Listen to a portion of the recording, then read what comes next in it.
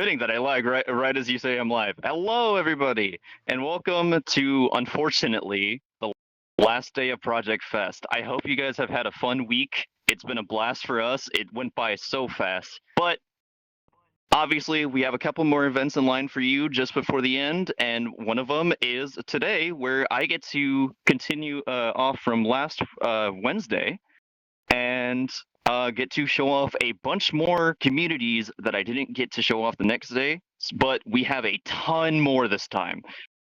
But before I get to acquaint you with everybody here, let's go ahead and actually pull up one that unfortunately didn't get a booth or a poster, but will be showing up in future events. So let's go ahead and get Chief Dalmatian and his team up for, well, what community are you and what exactly do you do?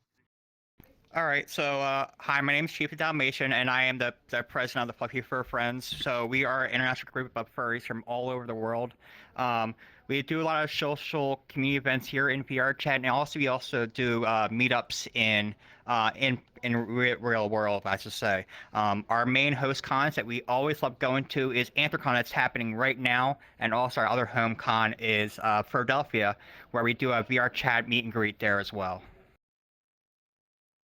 Ah, I see. Okay. And what exactly made you drive to try to make a community like this? So we originally started we actually started as a small group from a furball, and we from there we grew into a much larger group.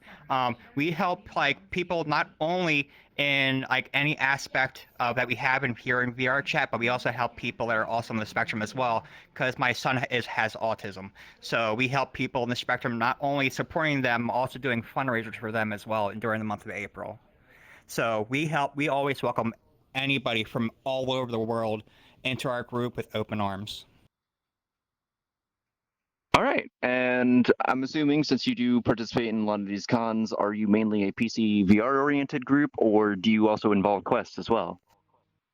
We offer anything. So if you use desktop, that's fine. If you use PC, that's fine as well. So if you full buy tracking, by all means, it's fun. We also have group members that also have quests as well. So we try to accommodate for anybody that has a quest headset. All right. Well, if you're looking for a small little group here, that's definitely like not only supportive to those that have like struggle a little more in life than a lot of other people, and also just want a friendly community where you can go and hang out and find other like-minded individuals with similar tastes and culture and way of life, then I definitely recommend this group. And I definitely look forward to seeing you guys actually have a booth here whenever our next event will be. Thank you guys so much for the time. And one more thing, I'd like to give a shout out to my administrator, Commander, and Lilith here for helping out as well with being here. Because actually, Lilith right now is at Anthrocon with her PC right in front of the dealer's den. So everybody's watching at Anthrocon. Let's say hi to Lilith right here.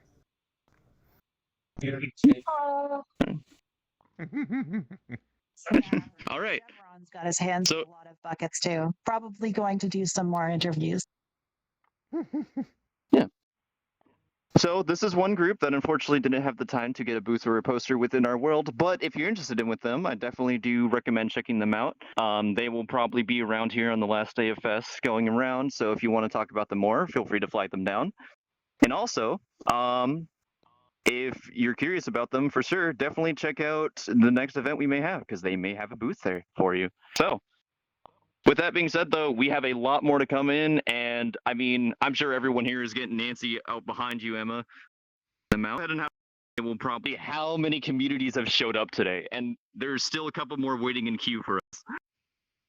Ooh.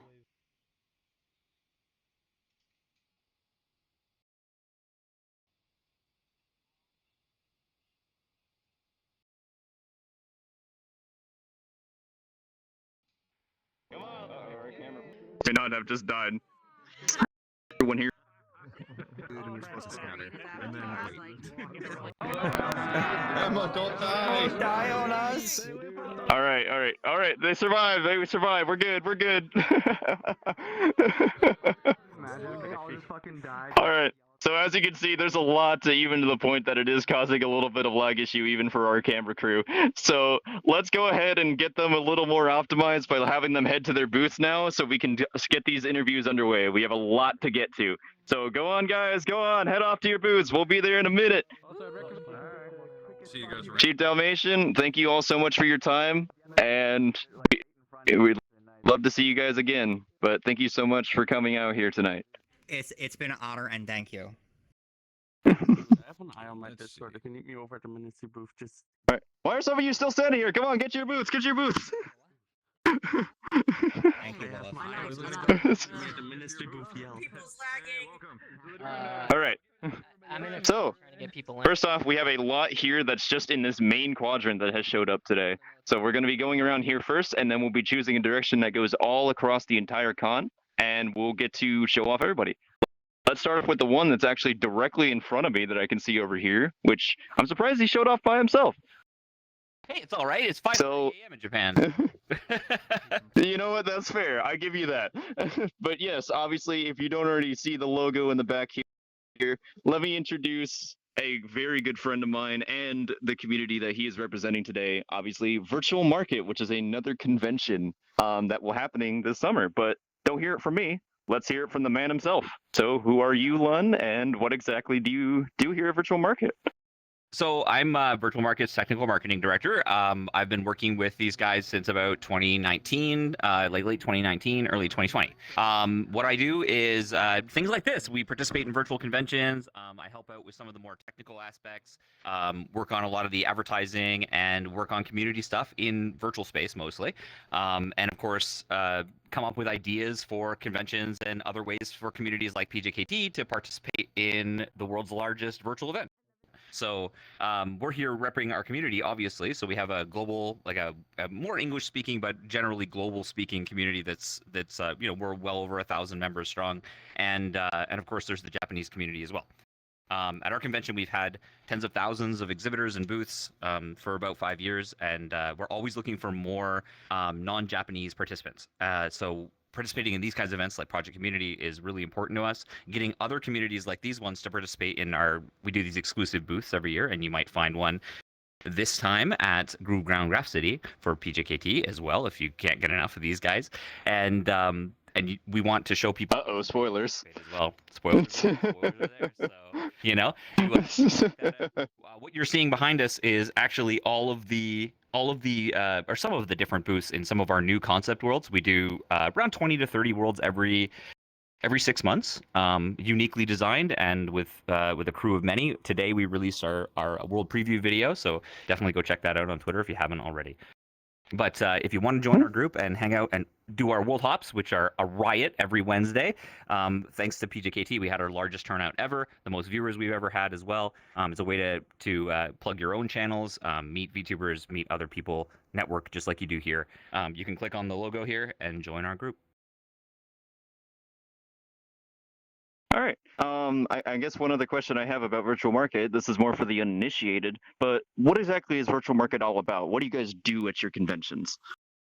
So what we do typically is we're designed to be a place for indies to have a way to create an economic cycle in VR. That's really the idea. So you can, people, creators and artists and people who are making models and world assets, Udon scripts, and communities and personalities. We want a place for them to actually have that convention atmosphere, very similar to other conventions like Comiket. And we want to do it often enough and with enough people that it becomes, a viable source. And it really has. In the last 5 years, I would say 80% of the top 100 models on every possible e-commerce site you can imagine are VCAT exhibitors. So it really does work. There are people who've made full careers out of here. They've pulled themselves out of college, or they finished college, or they used it as a college project and they made a career out of it. And there are many VR chatters and other people who build models for the metaverse and for social VR in general for that kind of use and VTubing and things like that, who've made entire careers thanks to getting a start and the exposure that you get in VCAT.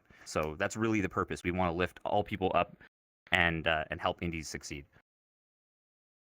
You definitely do share the same motion that we do with a lot of our communities and creators here at PJKT. And I'm glad to be able to have you guys here for this year, and obviously last year too, because you were here at 2023's fest. Yeah, we're super glad to be here. Every Yeah. time we can, we will be. Yeah. I guess one final question I'll send you off with is when can we expect your event, and what kind of platforms are you able to witness this event with? Pretty much all of them. So you can go to event.vcat.com to get all the details. We actually have a VCAT that is currently running called Booth Marsh, which is a mobile and Quest compatible event page where you can go and see all of the different creators in the mobile style right built into the webpage. But then there's also VCAT itself, which will be for people in North America the 19th of this month. It's coming up very, very fast, and it runs until August 4th.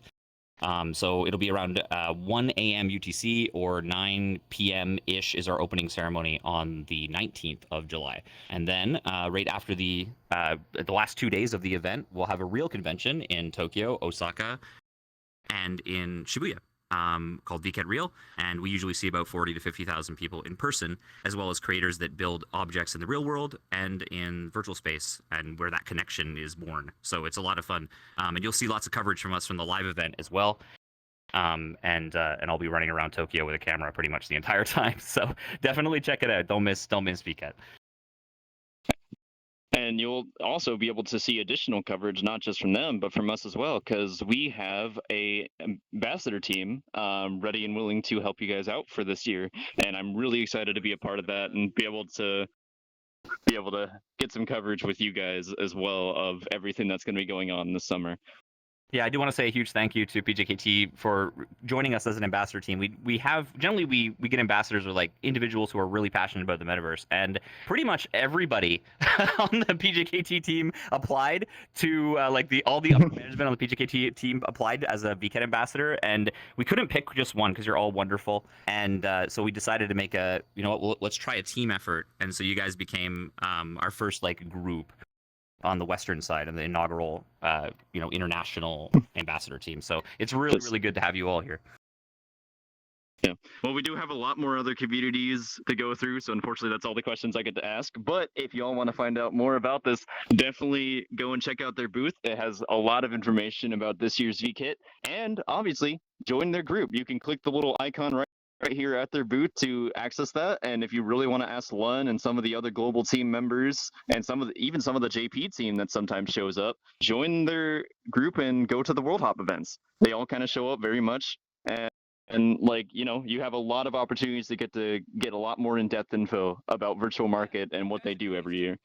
Yeah, just last week, as a matter of fact, on Wednesday this week, we had a meetup right after the World Hop where everyone who was with us got to be part of a video that will be shown live in Tokyo on a giant screen advertising VCAT. Wow. So if you were there, you're part of that.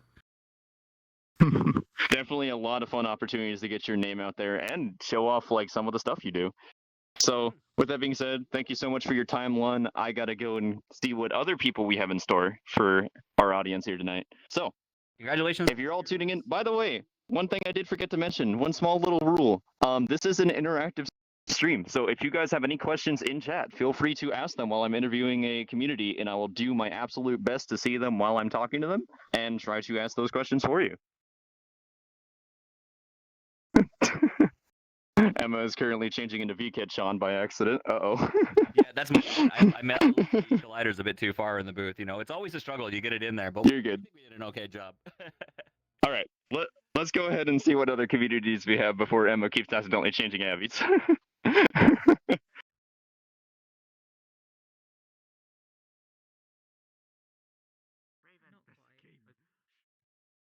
So this little group is one of the many that we have in terms of the roleplay side of the communities, but this one I actually don't know much about personally, so how about we hear from them exactly who they are and what they do.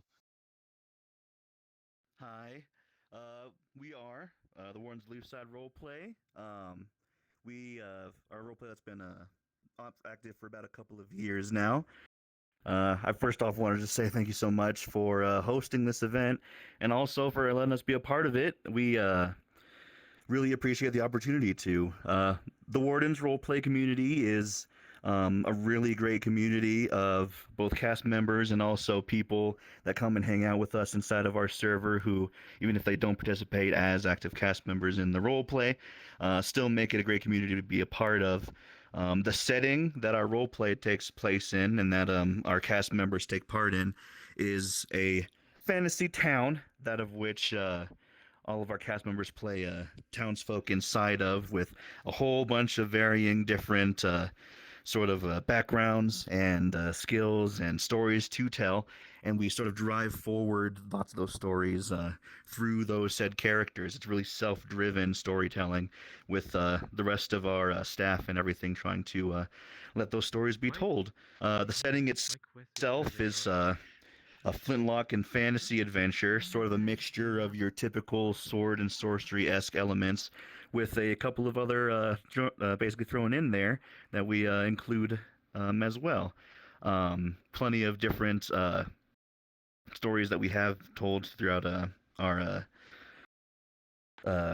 community and our sessions that we hold. Anything from just lots of social role play, which is the main facet of our role play here, sort of intertelling those character stories with every once in a while some missions to other maps or some more driven stories and some quests for our community to go off of. It's a really fun time. Hmm. Try and keep your voice down a little bit. Definitely answered a lot of the questions that were popping in my head through that. So I don't know if I have much for you guys, unfortunately. I guess next one that I can definitely ask though is so for your roleplay, obviously other than the fantasy theme, how accessible is this roleplay, and what kind of platforms do you offer to become members for your roleplay? Oh, that's probably a good question for Elusive. Yeah, so we're PC only. We have a large map, which prohibits us from being on Quest or Android. And we use a lot of Udon systems in our roleplay to help us to do lots of different things for players. So things like having lots of different props, having pockets, things like that. Stuff to help with roleplay. And because we have such a large cast, we have about 50, 60 characters at any one time. It means that it would be very difficult for us to implement Android support. And for us, it's really important that we, allow as many people as we can possibly fit onto our map and in our instance without everybody lagging out. It's a fine line between performance and having a very big map with lots of Udon features and so on. I could definitely understand the struggle. From what I've seen with the world team, even just with a world like this, yeah, it can get very unoptimized very quickly. But yeah, I guess like one final question I think I'd like to ask is, how flexible are you guys when it comes to character builds and development when it comes to people submitting their characters? Essentially, if you join, you can be a character. And we do have supporting cast, what other roleplays might have as NPCs, but it's voluntary. So some people give up their time at different times to help others. But anybody who comes to Wardens can be a character, and we will tell story for those characters. And our, long-term plots and storylines are all focused around the characters. And we're very proud of being able to offer that for anybody who comes, that they can be a character from day one if they so wish.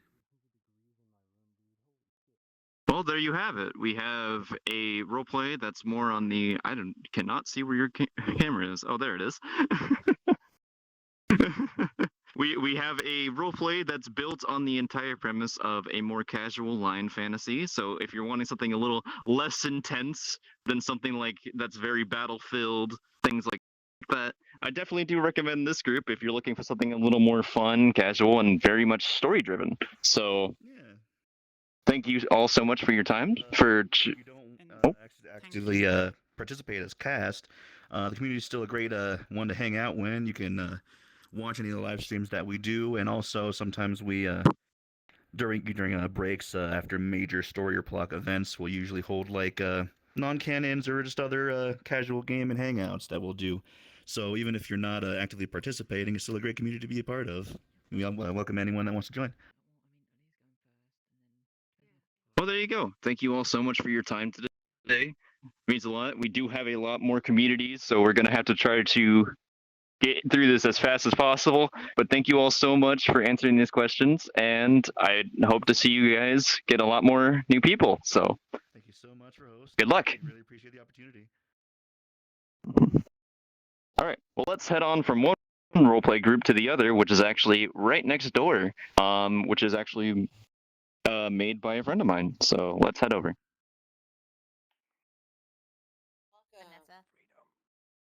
Hello. So, obviously, you guys have been hearing a lot of the generic questions, I probably presume. So, how about you tell us a little bit about yourself and what you guys do? Hello, my name is Aaliyah, and this is the staff crew for Ruby Journey Beyond Remnant, which is a Ruby role play, which is an alternate multi-universe. That's why we do, which is why we do some fun. And of course, I couldn't ask for a better staff like these people.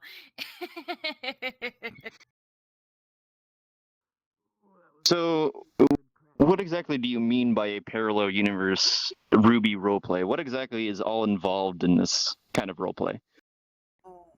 Okay, so in terms of, if I may. So in terms of the way this roleplay actually works, is it's set in a world where instead of everything going wrong in the 8th season of Ruby, everything went right, and we are set 20 years in the future. And while there are a few key differences, we also try and keep things central to the themes and general lore of Ruby.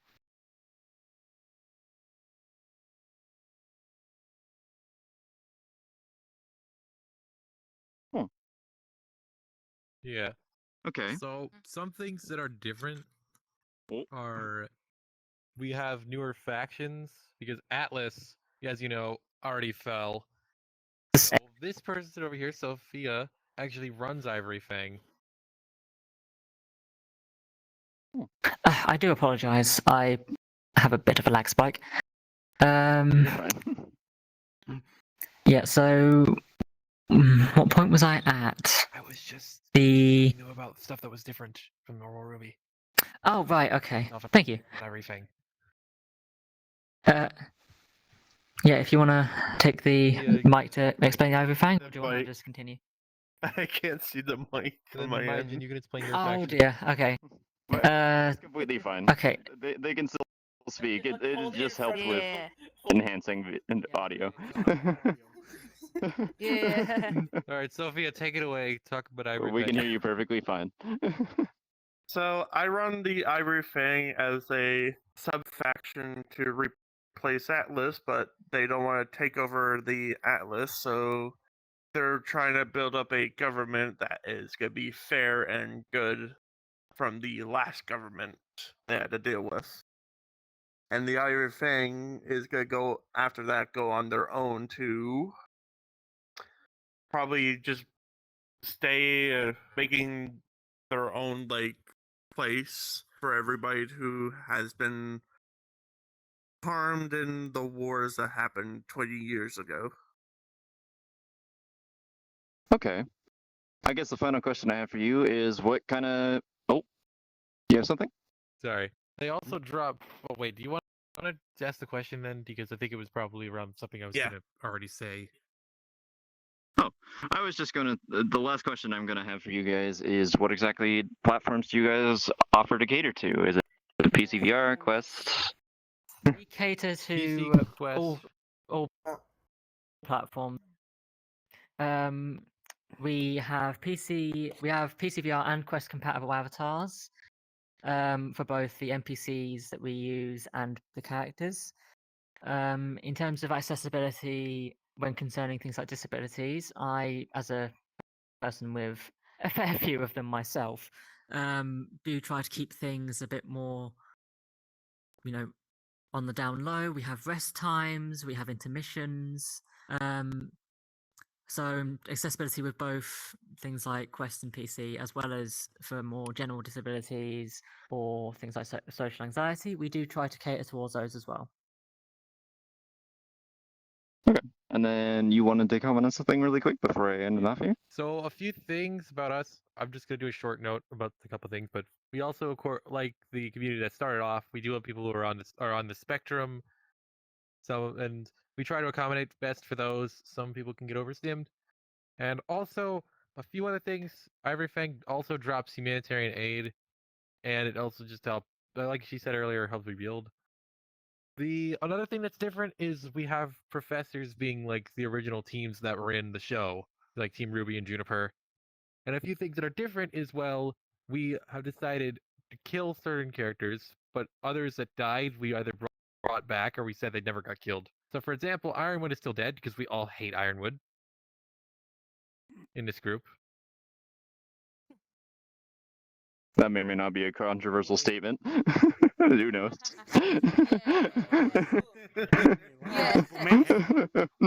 Also, for the people who don't really attend the RPs, we also have game nights for people to attend when it's them. Thank you, Liz. All right. Well, but normally, unfortunately, I do have to get to a bunch of other communities, but yeah, I understand completely what you're saying, and yeah. No, thank you all for your time. If you guys are looking for a Ruby-themed roleplay, if you're a fan of Ruby and really want one that's not just PC compatible, but Quest compatible, then I definitely recommend checking them out and joining them on some of their events. With that being said, thank you all so much for your time. Thank you very much. Yeah. Thank you for having us. Greenlight Volume 10. Yeah. Greenlight Volume 10. I know you can do it. Thank you so much for having us. This is my first time coming to one of these events. Yeah. Well, I hope you enjoyed Fest for this week and everything. It's been a blast meeting all of you guys. Yeah, we cannot wait for next year. Back from the dead. though. All right. But with that being said, we have a lot more communities to still go through and some that should be showing up sometime soon. So we will go ahead and see what else we have in store. Thank you all so much for your time. Thank you very much. Bye, You're welcome. Vanessa. Thank you very much. Bye. Everyone join my homeworld. Okay. I don't know if the other group I'm in. So, y'all, some of you may still be aware if you haven't been to the last year's fest that the amazing meme that is You God and Knuckles, led by Lego Man, is still around. He did an event and has a booth. But one that haven't heard in quite a while is the legendary Poi community, or the Hapus. So let's hear what exactly your community is and what's involved with the Hapu Foundation. First of all, hello, and he is our founder and basically what we call a lovely little shank ball, Blaze Creek, and I'm sure he can tell you a bunch about us. Hi, we're the Hapu Foundation. We're a Hapu raiding community and roleplay community that does a bunch of different stuff. I'm not going to exactly elaborate what Hapu raids are or any of that, but we roleplay, we play games, and we like to stare at people, kidnap them, and turn them into one of us. But we do a bunch of stuff. So, what was the whole spark of creating a public raid group of Hapu avatars? Hapus have been around for a very long time, since 2017. We're not the first. That would have been Projekt H. But a lot of us were very influenced by the early days of Hapus, me especially. And I wanted somewhere where anyone and everyone, no matter where you were, who you were, what culture you're from, any of that, could come hang out, play games, and find people to make friends, and to share in our culture that we've created.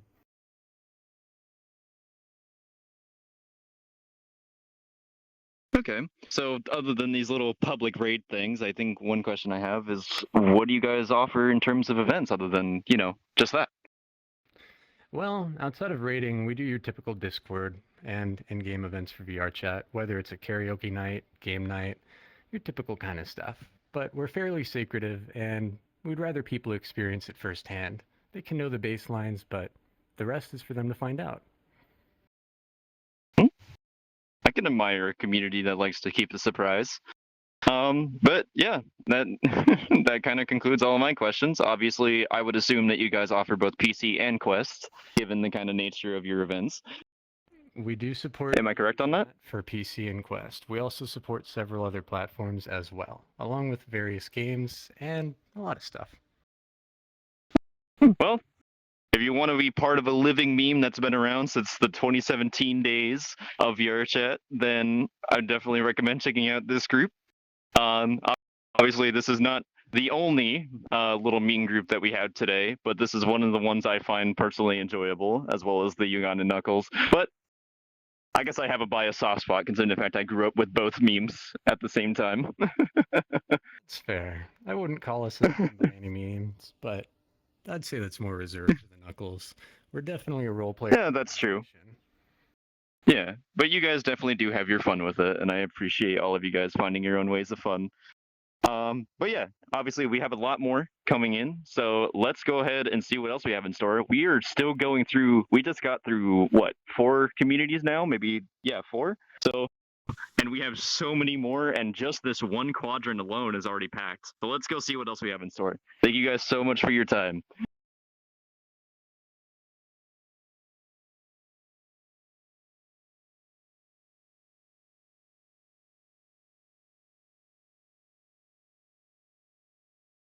My. It is the man, the myth, the legend.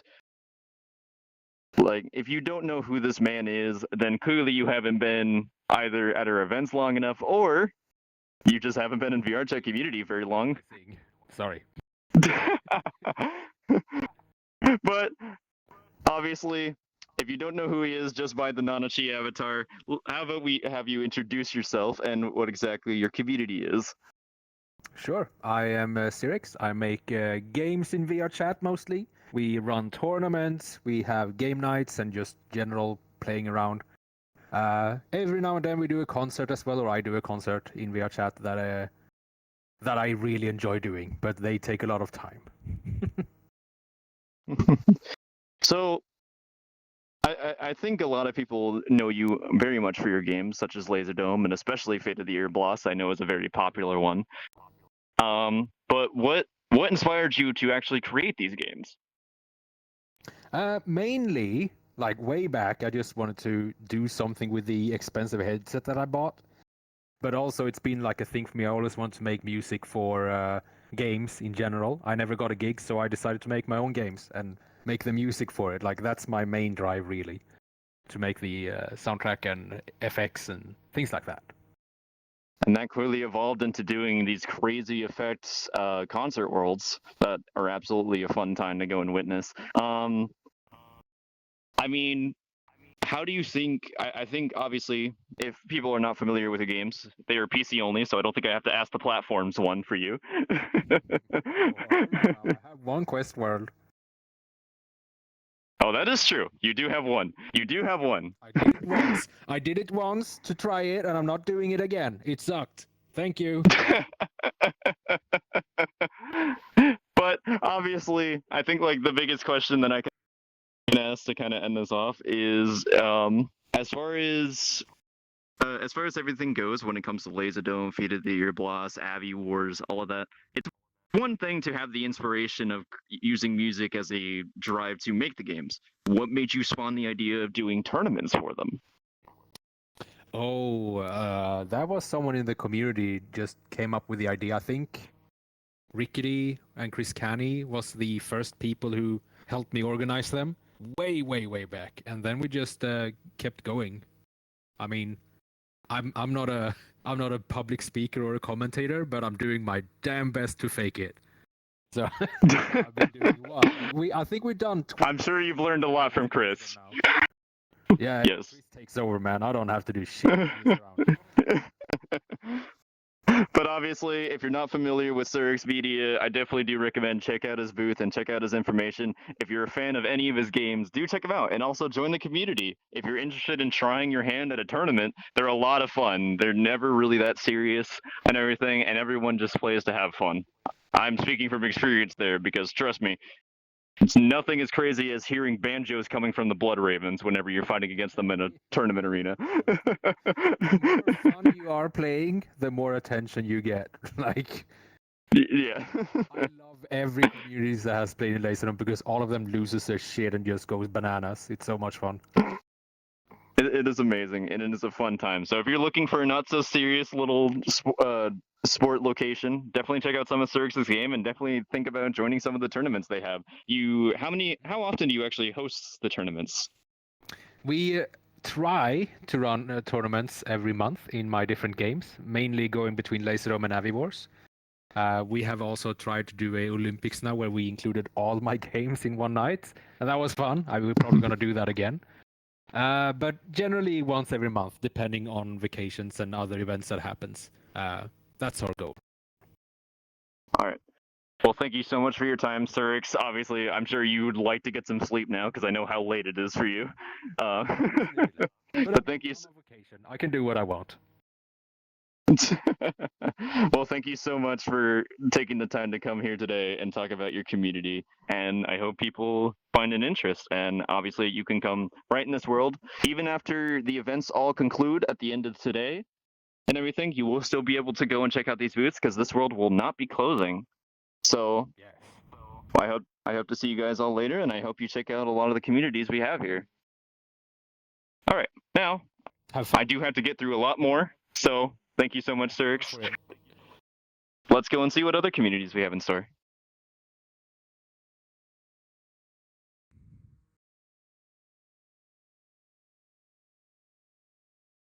So, obviously we went from one Hoppo group to the next, so let's see exactly what this group specifically is all about. Obviously we've already seen you around, so do you want to explain what this one is?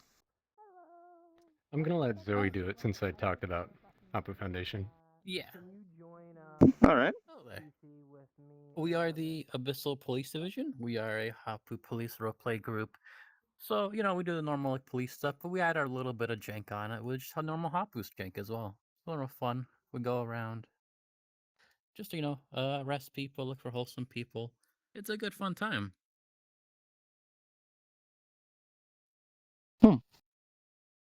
So, what exactly sparked the idea of doing a little twist of taking Hapus and making it a police force? Well, you see, Hapus, they have a lot of a large lore for a bunch of stuff, as well as, we have a bit of the police stuff. We go around when we're the we like to add a little bit of jank to it. You know how police work knows we go around. However, Hapus, we have the magic, we have a mechs we can use, we have our enforcer divisions, we have mages, we have a lot of fun stuff we can do with magic and a bunch of other stuff.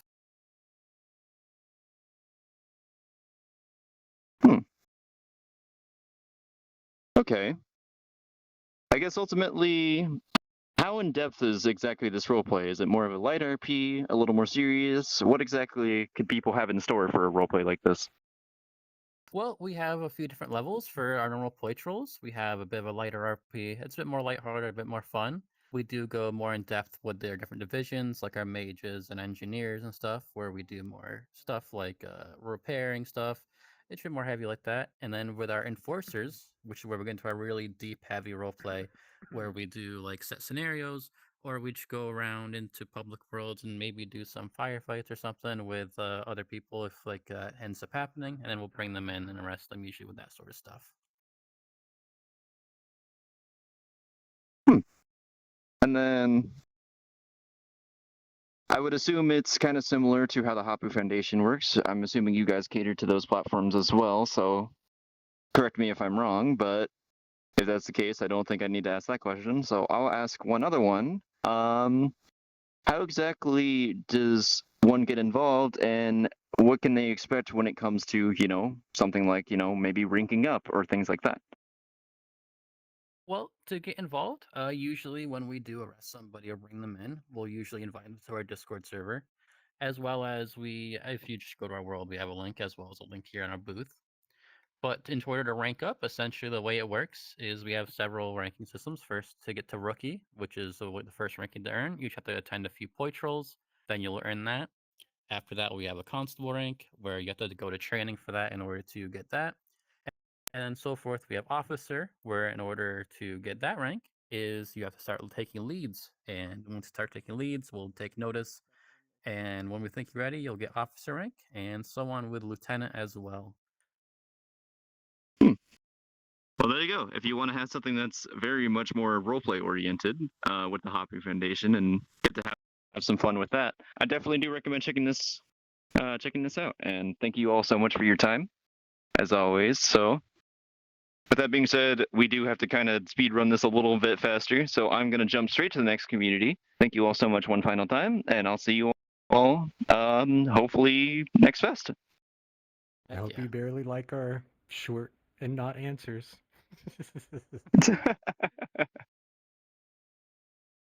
Let's get out of here. Yeah. I'm over here, Emma. Losing my camera person. Uh-oh. All right. Hello. Okay. So obviously we're doing something a little different now.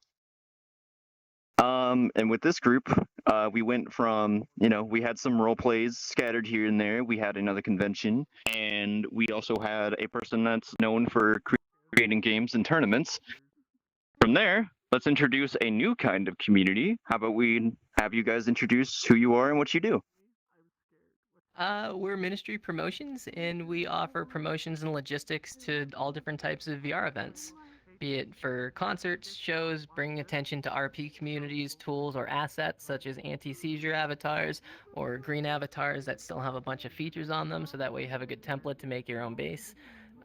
We want to see more users and creators enter the scene, so that way the concurrent user count could go up and we can all grow together. So what made you decide to have a group that's all about promoting other communities? I got into the club scene in late 2018, early 2019, and my first real experience was a lobby of 60 people surrounding me, losing their heads because a new user showed up. When through hosting, I got to taste that a few times, I was instantly addicted. And after I kind of grew out of the club thing, I knew I wanted to continue promoting, and so plugging at just what worked as an independent. Nothing was really planned. We started working with some dancers, started working on media, and ditching what didn't work, keeping what did, and we eventually named it Ministry Promotions because we want to promote, and well, I'm pretty goth, so Ministry works out. Okay, and I guess obviously you cater from different platforms all over the space, but I guess the one question I can have in regards to that, outside of that, is which ones do you actually, just out of like personal opinion, which one do you actually prefer to kind of help promote? Is which one's like easier to do? So that's two-part. So the easiest would be things like quality of life or people who teach languages, companies like Neuro Rehab VR that use Quest 2s to help people recover from neuroplasticity issues, either from a head injury or a stroke. Avatars like this one that is for it's anti-epileptic, so there's actually a collider on it when you smack at the bottom, so it completely blacks out your headset. The funnest stuff to promote is growing new communities and also larger communities where either a sponsor shows up or there's a portal involved and we get to clean it up and make it nice and easy to digest so the people IRL know what they're looking at and they don't just see anime and don't really understand that these are people on the other side. Those would be my favorite. That is honestly fair. I can respect an answer like that. I guess the one other thing that I'll definitely try to mention. Actually, that's really tough. It's hard to find a good answer. There's just so many I could ask.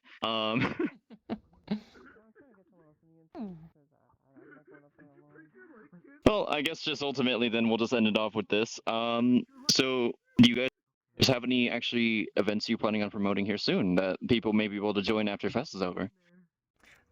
Yeah, so every week we have anywhere from 3 to 9 events that we promote, be it either club events, art galleries, get-togethers, or community bashes.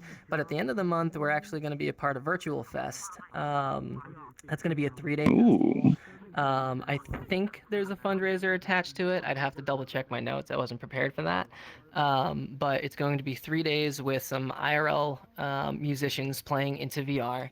And then the second day is going to be dance exhibition. So breakers, poppers, street dancers, people from all over the country, and some outside who've been, riding the culture for years. And then the final day is going to be traditional, VR chat DJs throwing down in many different genres to show a lot of different flavors and communities that want to throw their DJs in.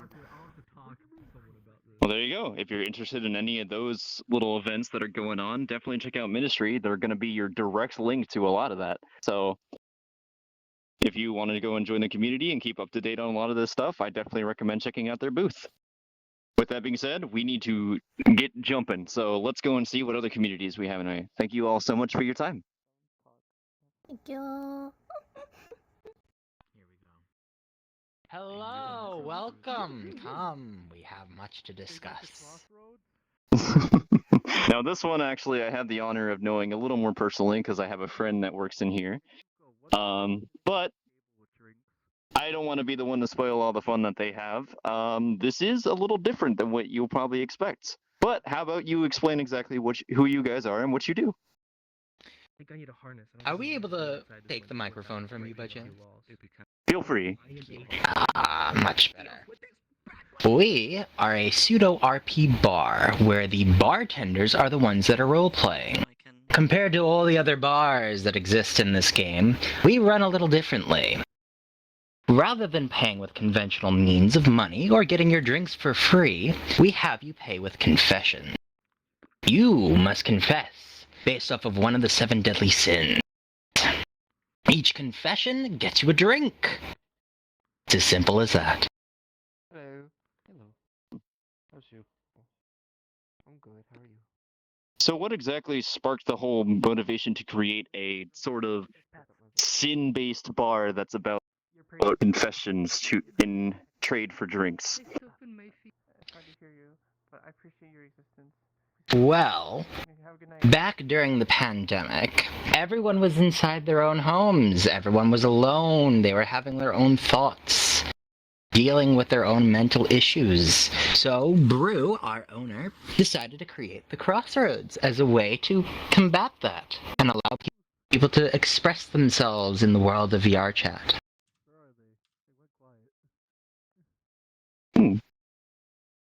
Definitely sounds interesting. For sure, I would definitely say that like helping with that kind of situation, especially around COVID, is something that's very important, especially with people's mental health. And what kept you guys going? What, like, even after COVID ended, what kept you guys wanting to continue the Crossroads? The drive and passion to help people all throughout this game and help them heal from their ill issues. Which finger? Why is my foot tracker dead? God damn it. Very direct and honest answer. I respect that immensely. And what kind of platforms can people find you on? Are you a PC only group? Do you accept PC and Quest? How deep? Unfortunately, we are only a PC group, but we are also expanding for EU and US times respectively.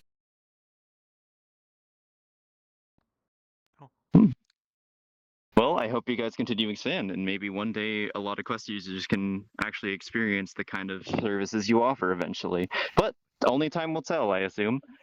But with that being said, if you guys are interested in a place that can actually help with your mental health and also kind of have people to talk to, either it be just the bartenders or maybe even some of the other patrons, I definitely do recommend checking out this group.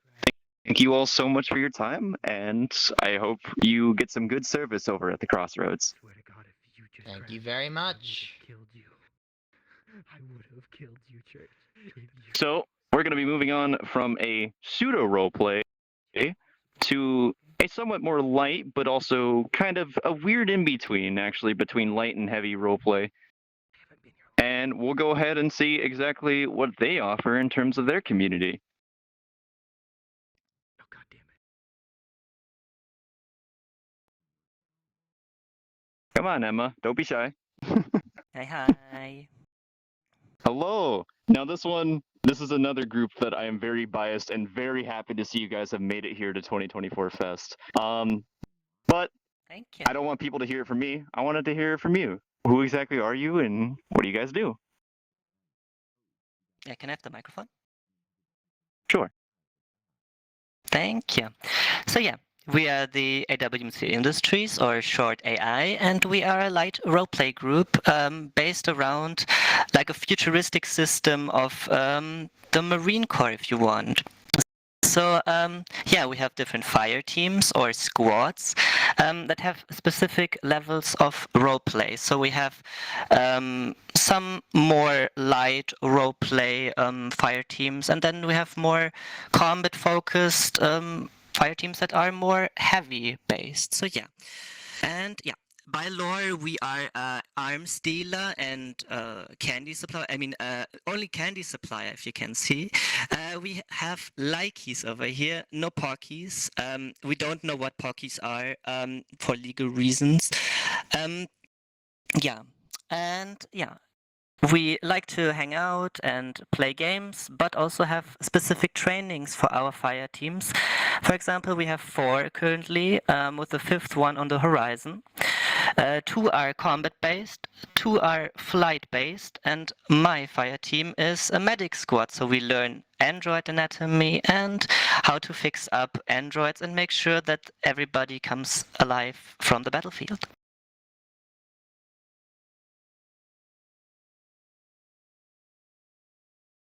Okay. So, I guess, unfortunately, I do have to kind of cut questions short because we are running a little bit out of time. I guess one thing I'll mention is what exactly do a lot of these different levels consist of in terms of the roleplay? Like, what can people expect from each level? So as I said, the more combat-focused ones are heavier, and the, for example, my medic squad is more light RP. So we teach a little bit of android anatomy, and yeah, but most of the time we hang around and chill in game worlds or hangout worlds.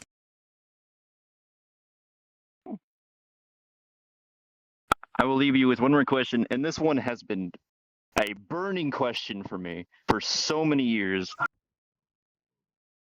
This is one that I just really want to know. And how exactly did you get such a big map to be as optimized as it is? I think a lot of people, I've had a lot of friends question this as well.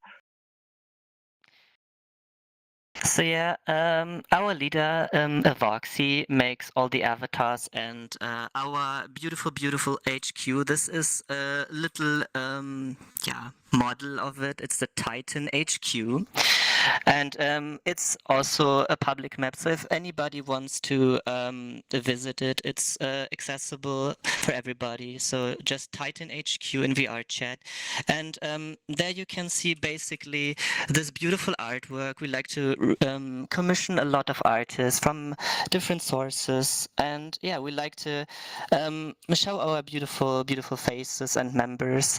And yeah, we transformed recently from a more hangout group to a light RP group because we wanted to spice up some things and bring a little bit variety into the mix. So yeah.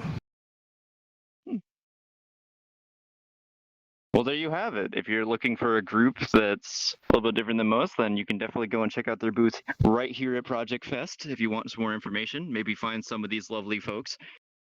Some information I believe is also provided in their own HQ world that is public. So if you want to check that out as well, you can look up the Titan HQ. And on top of that, fun little representation that I'll get to do that you guys actually have a poster of right here. They have a small little movie poster here, and this is actually in reference to, I believe you guys are featured in VR Chat the movie that Metacosm is building. Or sorry, Into the Metaverse as it's called now. Yeah, we don't know So yeah. intent, but Yeah, so if you definitely want to see this community also have a small cameo from something as crazy as Metacosm, then by all means, I recommend going and checking them out. Now, we better get going. We have a lot more to still go through. All right. Thank you for the Let's push. Thank you all so much for your time. Church. What did you do now? Nothing. I didn't do anything. Nothing yet. Anyway, my joking aside, this is a good friend, and if you look above their icon, above their head, you'll see a small little icon which shows that they are a member of our project staff. But let's have you introduce yourself and your community that you're actually representing here. So I am currently the community leader at the Synapse. Our whole theme is the angels and angelic vibe, but we also have demons within our lore that we're setting up our lore and everything for the role playing that we're currently working on. Alongside that, we currently do events such as game nights, party nights, just pretty much a little bit of everything. We also have a modded Minecraft server. Candy, would you like to say anything? Hi, Lazy. Hi, Wolfie. I'm Candy. Hi. Hey guys. They're one of our event team leads. Alongside that, we do have a couple of our members and other staff up above us. You got Yuko. They're a lead for another community that also does HR stuff for us. And then you got Down Lyric, which is just Down Lyric. Yeah. Well, if you want to check out our booth, you're welcome to. You got all our different photos from our events. We do a little bit of charity work, and we like to give back to the community. You can consider us somewhat of like the scouts of like VR chat, but more of like just helping angels. If you have to think of us as something. Okay, well, what exactly do you do with this scouting? I don't like using the word scouting, but yes. So we go on to the community, like, for example, if we have newer users that come into the platform, we'll go and help them out finding communities such as the ones here at lovely PJKT. And then just introducing them to the real version of VRChat rather than having them stuck in a public lobby with screaming kids and e-boys. I am losing my hand actively, which has my mic, which is making it even more difficult. Come on, tracking. Anyway, but with that being said, god damn, my arm has a mind of its own today. Okay. All right, so obviously I don't think we'll have the time to be able to go and show off the inside of the booth. So if you're curious, definitely go and check it out. I guess the final question is with a lot of your events, are they geared towards PC users, Quest users? Who exactly are you geared towards? So we try our best to be accessible to everybody. That includes Quest users, mobile users, a little bit of everything. So yeah, I would say we're Quest compatible. Alongside that, we just we do events like pretty much every day of the week. Our Sunday nights are our most popular. We fill around, I think, multiple lobbies totaling around 100 and something. 100 and something users every Sunday. That's been going on since 2020. Well, if you're looking for a small group that's easy to get along with and maybe experience everything that's under the surface of public lobbies within VRChat, I definitely recommend this group. It will definitely be able to ease you into a lot more. And if you want to just have a more direct line to a lot of other communities you might be curious about, make sure you come by the Project Fest World. Even once our events are done, the booths will still be here, and you'll be able to all get the information from a lot of them. Make sure to check out our Discord. So, we do have a couple more on this quadrant, and then we'll be moving on to the vast alleyways that span this little section of the city that we've taken over. So let's go and see what's still left around here. Have a good night. I know you see me lurking. Great work, guys. I'm going back. Y'all are trying to sneak a peek over at the other interviews, I see, huh? Yeah, just taking notes. How are you? Taking notes, I see. Well, I might just have to throw in some curveball questions then. But anyway, I'm coming a little closer so they can hear the folks here. But, obviously, no, you're all good. All right. So, obviously, some of you may be familiar with the little rusk on the right here. For many of our medias, this is actually one of our team leads over at Project Community, as well as a member of Portal Media, which is the community we have here today. But let me allow you guys to introduce what exactly Portal Media is. All right. Take it away, Rich. Guess what? Guess we'll take turns. All right. So Portal Media is a filmmaking studio or VR chat film-based studio that I've originated back in 2021 with the intent of just making, quality content with, as many people as I, wanted to do with, even to the point where I've like gone into this public Black Hat instances and been like, hey, you want to be part of a movie? Anyway, long story short, we've gotten to make quite a few projects over the years, which we've have displayed over here, such as What If Life Is a Fever Dream. It has premiered at a few film festivals and certain events throughout the entirety of spring to summer 2023. And there's we have a sequel or a work in progress in place for our next film and everything like that. It's gonna have same concept of this film, just a lot more crazier. You can actually see this. You can actually watch this film right now at your house or in your VR headset on YouTube or in certain VR chat maps. Our YouTube channel is VRC Portal Media, not VRC Portal Media. Our YouTube channel is Portal Media Films. We also have some, we also have some other things that we provide, such as in terms of filmmaking, we provide many other things, such as shoot. No, I'm speechless. Gersey, can you take that part? Oh, good.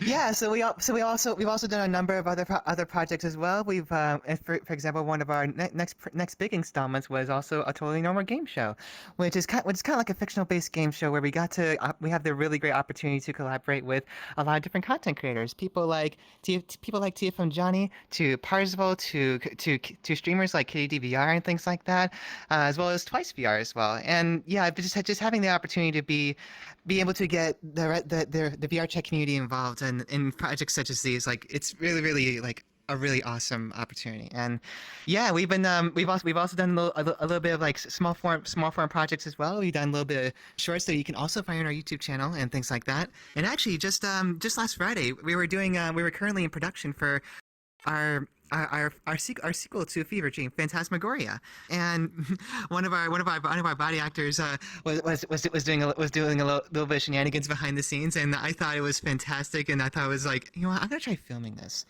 and lo and behold, out came a meme that you can actually find on our Twitter page right now. I won't spoil it, but it's if you guys know the song "Don't Touch My Clogs," yep, that's the meme. but huge shout out to Shawcore. And yeah, so that's kind of how it is at Portal Media. We like to tell stories in some of the most fascinating ways we can, and we like to have a great time doing it. We involve a lot of people, whether it be from PC or Quest. So yeah, we're very much an open VR chat film studio, and we're just glad to be here. We're glad to tell stories and just being able to, well, yeah, just do the best we can and just push the boundaries of what's possible in the VR platform. Mm-hmm.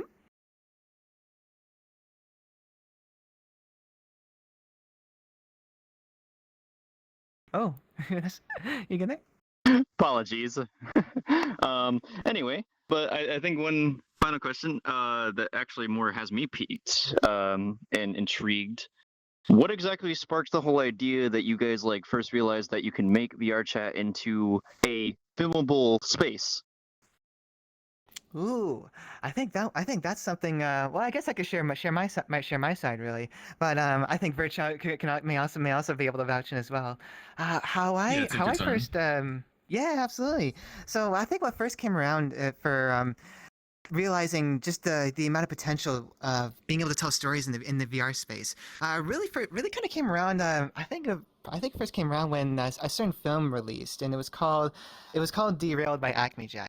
And for those who are in the VR chat filmmaking community, they know that film Derailed. It's kind of like it's almost kind of like the Vincent Laforet of VR chat filmmaking, where Vincent Laforet, he made a film that popularized the DSLR revolution. Acme Jack, the director of Derailed, was kind of like the guy that basically just popularized VR chat filmmaking, and just seeing that film alone, for me, got me thinking a lot about just what it'd be like to tell stories in here. And nowadays, the technology has evolved, and now there's all these tools available for you that allow you to tell these stories in the most basically the most cinematic ways possible. Nowadays it's actually like it's really expensive to go out and just to go get like really just any kind of camera really, and you don't have to go out to get you don't have to get a red camera, you don't have to get like a Sony Venice or anything like that. Really, you can really just tell almost any kind of story that you like on with all in the freedom of your household. And yeah, and since then we keep pushing boundaries. There's stories that you can now see on a big streaming platform like HBO Max with We Met in Virtual Reality documentary, and now you got VRChat films that are premiering at prestigious film festivals like Rain Dance, and it's such a really cool thing to see, and I personally can't wait to see more. Wow. Cool. Anything you want to pitch in, Rich? Obviously. Do you have anything to comment on that question?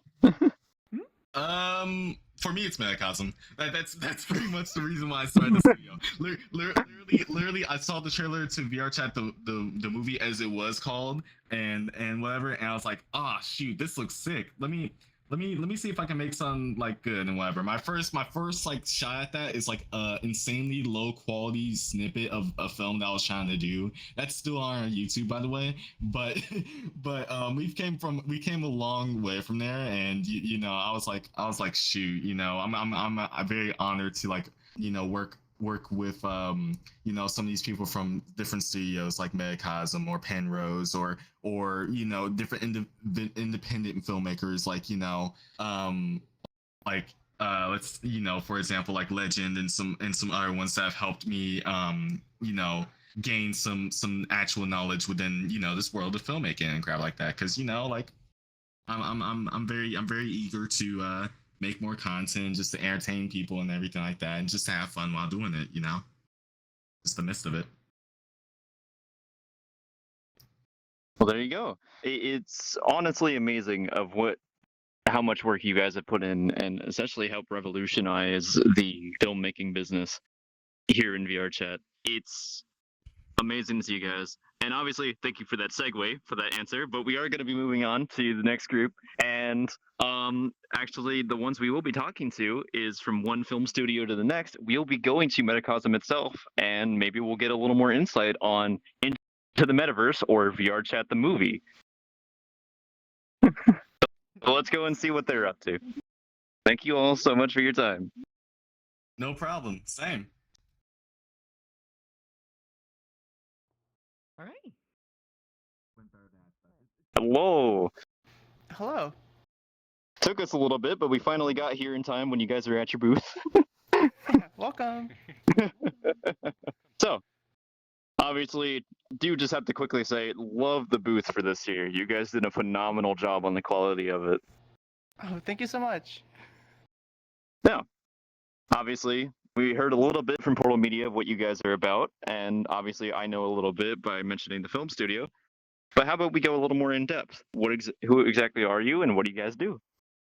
All right, so I'll start off with the intro. May I? Here you go. Hi, so my name is Peach. I'm the technical director and head of staff here at Metacosm Studios. This is Lazy. He does body acting and is also staff at the studio. And this year is Wolfie VR is on the dev team for Metacosm Studios. Yeah, so Lazy, you want to take it away with what we do here? Sure. All right, hello. As you could see, Metacosm Studios is an indie virtual film studio that we shoot movies, episodic series, and short films entirely in the basis of VRChat. So we're an entire film studio in virtual reality where we have directors, cameramen, voice actors, writers, actors, everything to make a studio run smoothly. And we actually have multiple different directors that focus on different types of genres, so that way we're not just focusing on just one. We're able to branch out and be able to create something not just for what we love to do, but for everybody. So like, are we allowed to go around some of the posters? Sure. Let's go ahead. Let's go and see some of the works you guys have done. Yeah. So come along, Emma. This one right here is Backrooms the Anime. This is actually the episode 2. Pool episode, which is in the works right now. This one is filmed by Elam. He focuses on more of the short films and episodic series. As this one follows pretty much 3 girls with magical powers as they go through the back rooms. It follows more of the anime quirky style instead of the usual back rooms horror aspect to it. So it's got a different take to it. And we actually have this one right over here that I'm sure you were quite interested in. Is Into the Metaverse. This one's actually filmed by Constantine. It is a full feature-length film action comedy where you get to sit back, eat some popcorn, and enjoy just a really good film. It has been a lot of work, and it's been a lot of fun. All right. Well, I guess that leads to the next question. So we did have a little talk about Into the Metaverse. This has been a project you guys have been on for about, what, almost 2 years now, I would assume? Give or take? It's been close to that. So, yeah. but what made you spark the whole idea of doing a movie that's all about VR chat and like all the different communities and things that it's all involved in it? Like, what sparked this whole idea? Oh, here, I'll take it. Well, I'd just say one of the biggest inspirations for Into Metaverse was just, you join VR chat and you see all these wild worlds, communities, and everything. And I think the movies attempt to capture that kind of wonder and excitement when you first join, and you're seeing everything. And I think it's for those who don't know, it's kind of like a coming-to-age story, a journey through the metaverse, and I think it's a good representation of that feeling when you first join and you see everything. Hmm.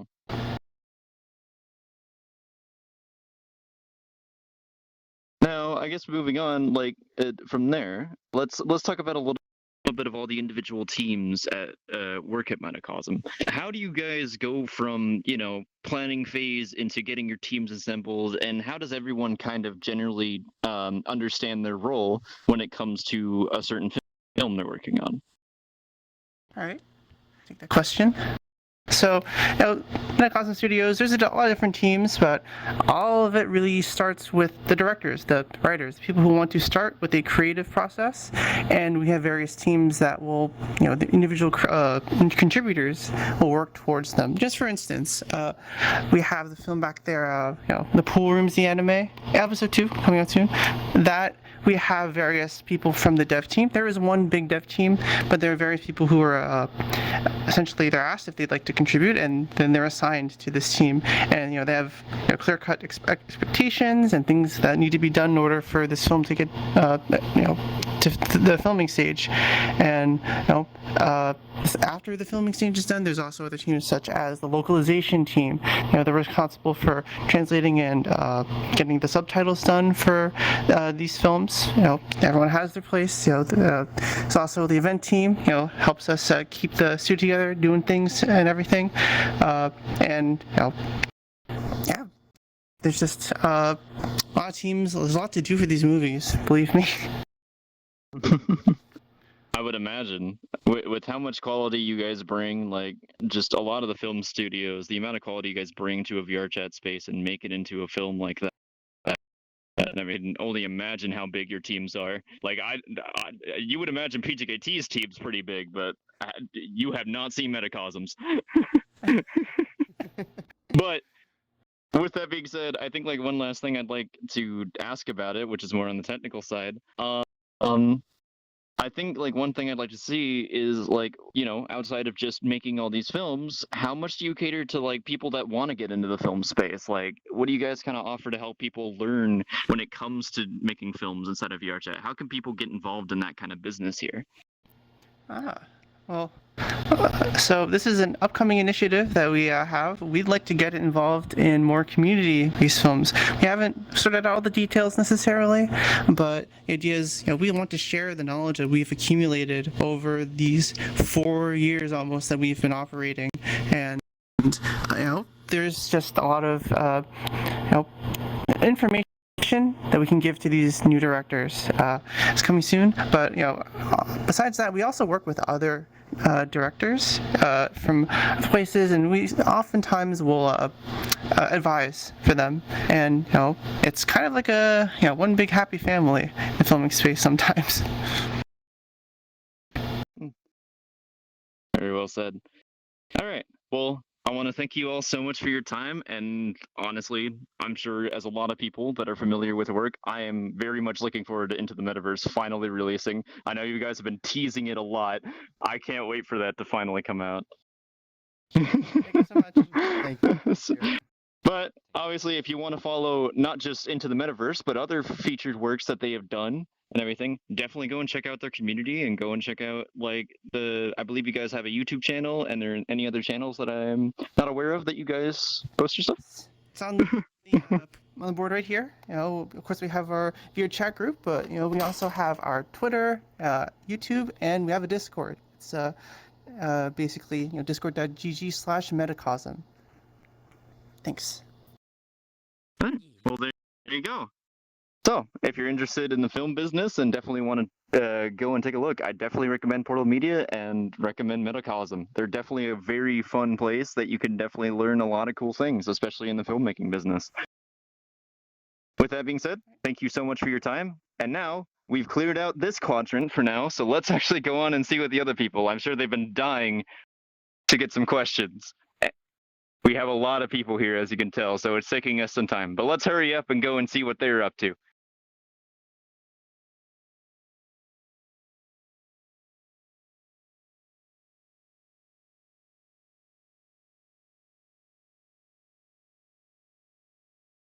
So this one's a little different, because actually this one, we're not just promoting a group here, but we're actually promoting a individual creator. How about you introduce yourself and tell us exactly how you came here to PJKT and what you do?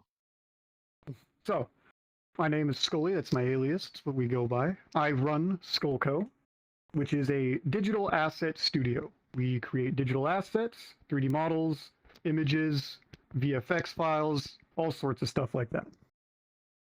I was invited here by one of the PJKT staff, and I was very grateful for that invitation. So, obviously, we do have some people that are individual creators here with booths, but what made you decide to create a asset studio instead of just promoting some works that you've done? So my goal, my dream, is to provide a space where other freelance artists or other people who are interested in this sort of industry can actually succeed. They can go to a studio that will hire them without any previous work experience, provide a safe work environment that they're not going to be under the crunch mentality, any sort of stressful practices. They can get years of experience that a mainline studio would require them to have. They can come here to my studio, learn everything they need to go, and if they want to move on, they are allowed to. If they wish to stay, the more the merrier. You got this. And now I've heard personally from you, you have a lot of big plans when it comes to launching the studio. What exactly do you have in mind in terms of future plans for this kind of studio of yours? So right now, I'm just working on all the basic essentials, legal documents, trademarks, all that stuff, because I want every single artist that I potentially hire to not have to worry about their work being at risk. I want them to own their work and have all of the legal protection they would need. I know it's a very scary environment, especially with the internet. Somebody could easily grab your idea and claim it as their own. I want to be able to provide protection against that with my studio. Very much a noble initiative. I can definitely respect somebody that wants to protect creators out there, especially in a space like this. So, I guess the final question I'd have to say is, other than all of the safe space and things like that, what exactly, is there any sort of specific, other than, like, you already mentioned no requirements for, work experience, things like that. Is there any other things that you offer to these creators that decide to join your studio? Well, let's say we offer everything I mentioned before. That is the main focus. It's also a safe environment to see if they genuinely like the industry. I started off in engineering, and I started working in that industry, and I realized I didn't like it. So having a studio where you can feel the waters out, see if you genuinely like how the industry operates without having to worry, that's something you don't really see anywhere. That sounds very intriguing, even for someone like me who unfortunately isn't an asset maker. But obviously, we do have to get going. But thank you so much for sharing, and I'd love to see how much progress you make with the studio and everything. And I'd love to see all the various different assets you guys build. So yeah, if you're an individual creator that's looking for a safe space to not only get a trademark for the assets you build, but also want a safe environment to help grow and see if this is the kind of business you want to help introduce you to that kind of business, definitely recommend Skullco and everything. They have all their information. I can see right here on the two little screens on the side, so feel free to come inside. And obviously, if you aren't able to join on the last day events, don't worry. All these booths will be available, and this world is all completely accessible even after the events have concluded. So you won't be missing out. But thank you so much for your time, Scully, and I look forward to seeing your business a lot more. Enjoy the rest of your interviews. All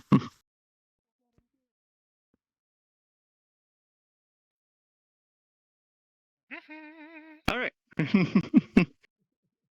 So obviously we have had a huge variety of different communities, and this is just adding yet another one to the variety.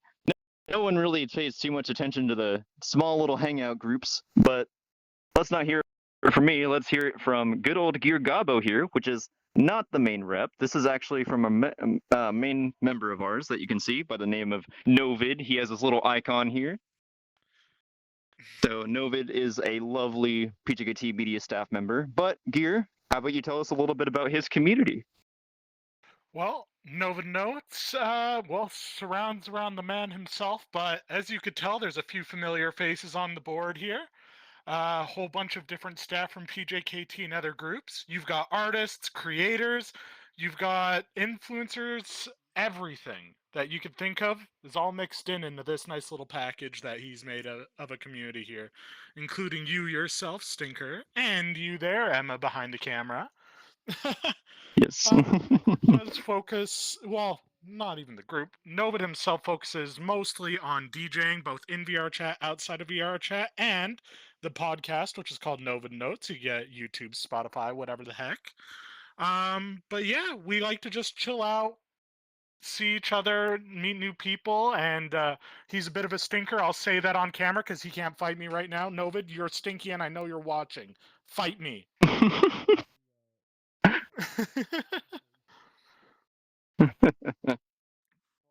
All right. Well, obviously, I think you and I are going to have to kind of co-host this one because I have some answers of my own. But I guess first starting with you, other than DJ stuff, there's a lot more that I know Novid offers here at this group. So what can people expect if they try to join the Novid squad? Well, if you join in Novid's squad, we do have different kinds of events once in a while. He'll go world hopping and try and show things off on Twitch, that kind of stuff. Just trying to introduce people to new things in VR chat. It's honestly, when you look at this group, you look at a lot of the other groups around. Everyone that you'll see in any of these interviews, any of these conventions, Novid really just kind of gets mixed into all of it. Novid squad is more so about all of us. Not just him himself. Every one of you makes this group what it is. Much like how Lund mentioned earlier with Virtual Market, where it's all about networking, that's one of the goals that Novid Squad has here, is to help you be able to find not only friends, but maybe some people you can collab with in the future that may be part of a community or maybe even an owner of one. So obviously, there's not a whole lot I can say much about this group because obviously we are running a little short on time, unfortunately. I'd love to ask more questions. But I guess ultimately, if people were interested, can they kind of get to know this group? Well, we do have the poster there that has the link to the VR chat group inside of it if you just click on it. And there is the podcasts all on YouTube, on Spotify, all that kind of stuff. And if you were looking to, get in contact, do a little bit of networking, maybe be on the podcast, All you have to do is join the Discord, which is in the group. And from there, you can just fill out a form that'll let you get put on the list to be interviewed later. All right. Well, there you go. There you have it. If you want to have a nice group that you can come and hang out and maybe meet some new amazing, talented people and everything, I definitely recommend checking out Nova Squad. And if you're interested in another podcast that exists here in the VR chat space, we have quite a few. Definitely recommend Nova Notes. He's barely starting out, and we'd love to see.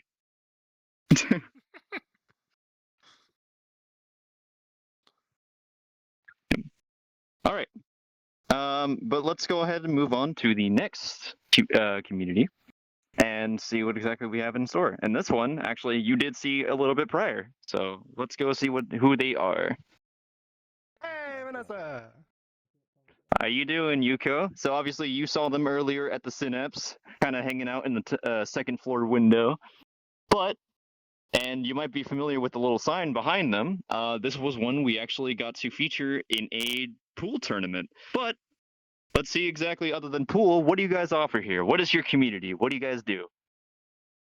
So, as you know, we are a big pool tournament. We love playing pool. We have an extremely highly sophisticated table that allows you to do all sorts of things that you really can't do anywhere else in VR chat.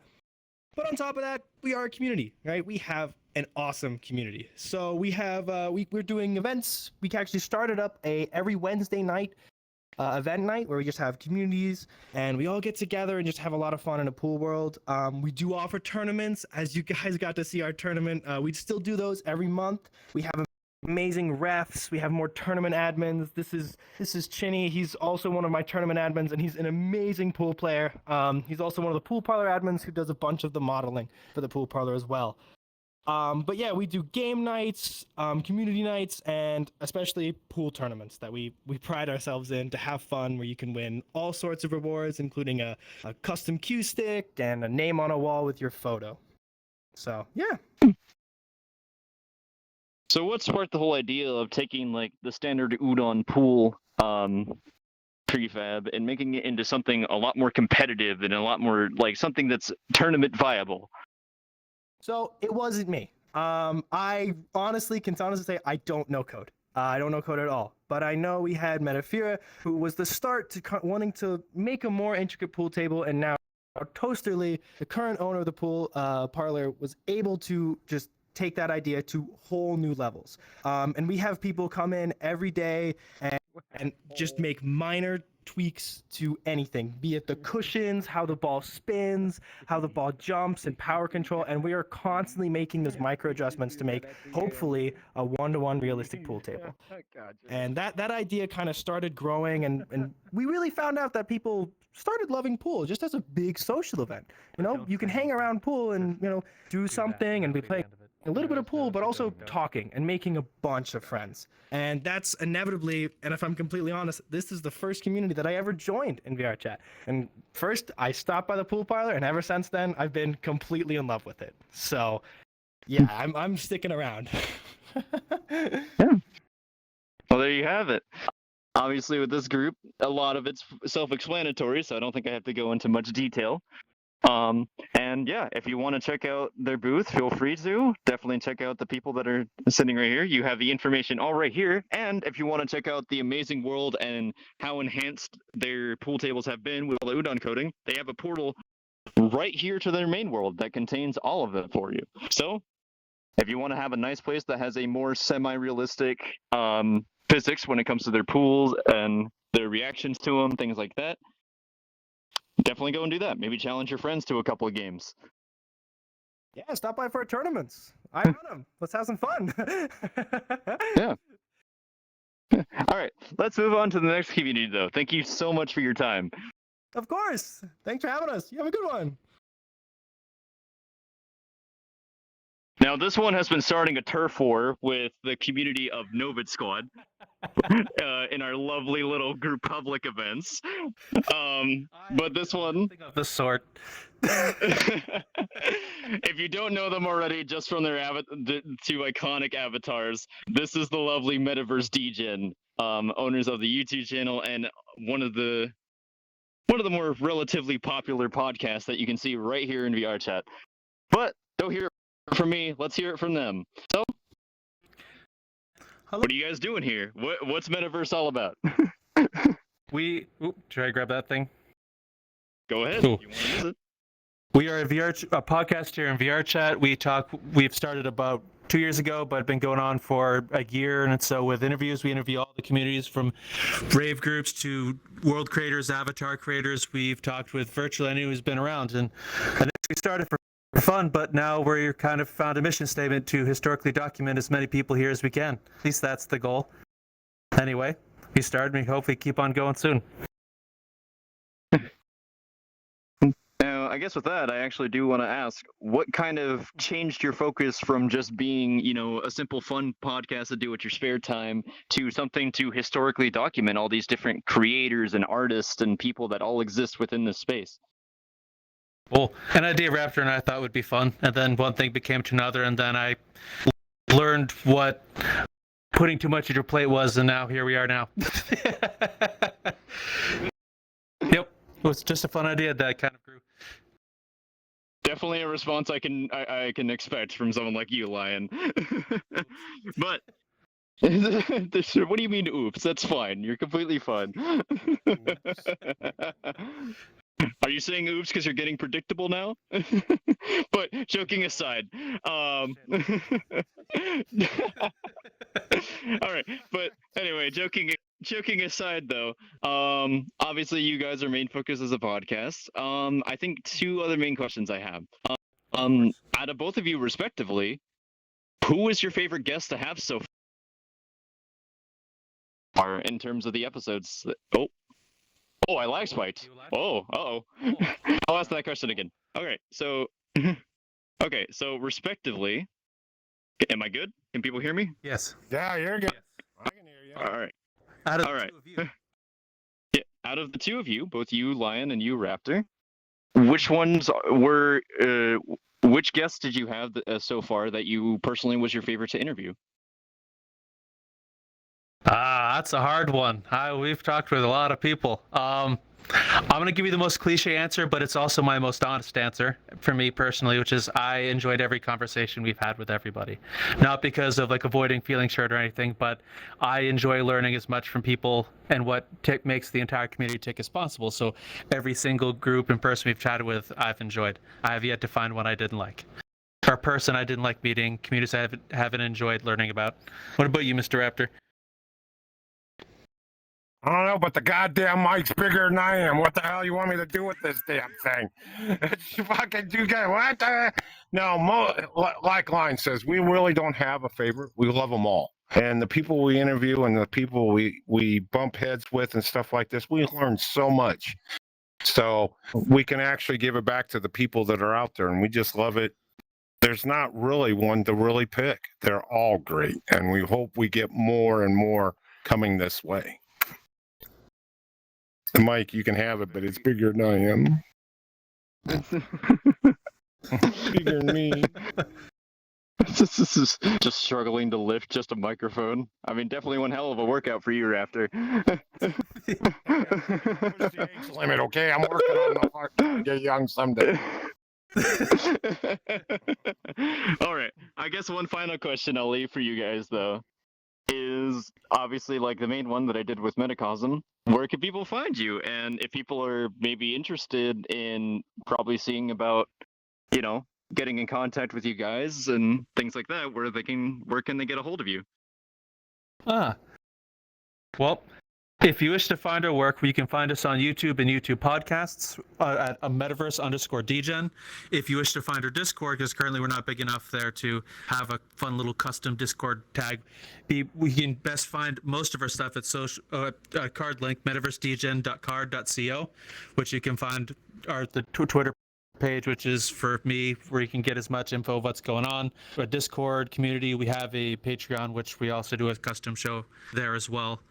So you can find us YouTube podcasts mostly, maybe one day Spotify too, but that's enough work.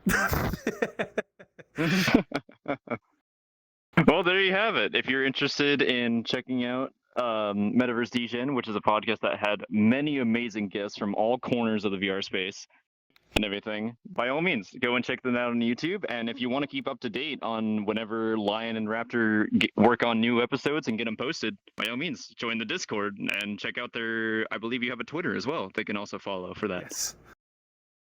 Yes, indeed. Yeah, they also have some amazing memes that get posted on that Twitter. Trust me, I've seen a couple leading up to Fest. It's been amazing. Thank you. You're too. But yeah. Thank you both for your time, and I hope you guys enjoyed Fest as much as we did. It's been absolutely amazing. Thank you for having us. Yeah, we appreciate being here so much. Yeah, well, I hope to see you guys in the future for sure. You will. You're stuck with us now. You will. Yeah. All right, but let's move on to the next community that, unfortunately, I don't think I'll get to joke as much as these two, because I'd be here all day if I tried to continue the joking. So let's move on to the next community before I get carried away. All right, but I'll see you guys later.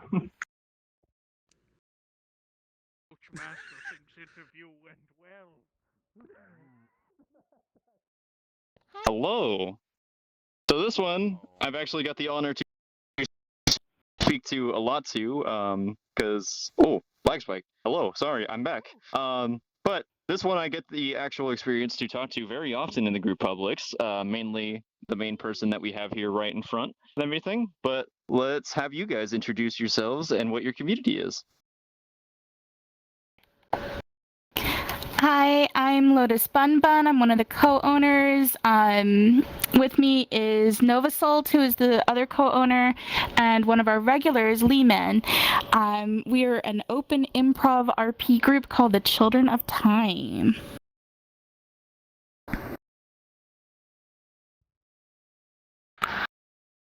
Yeah, like she said, I'm one of the other co-owners. She chose the one to be the representative because she has a lot more free time and that kind of stuff, and is easier going to get that stuff out. But yeah, as she said, we are an open improv RP group.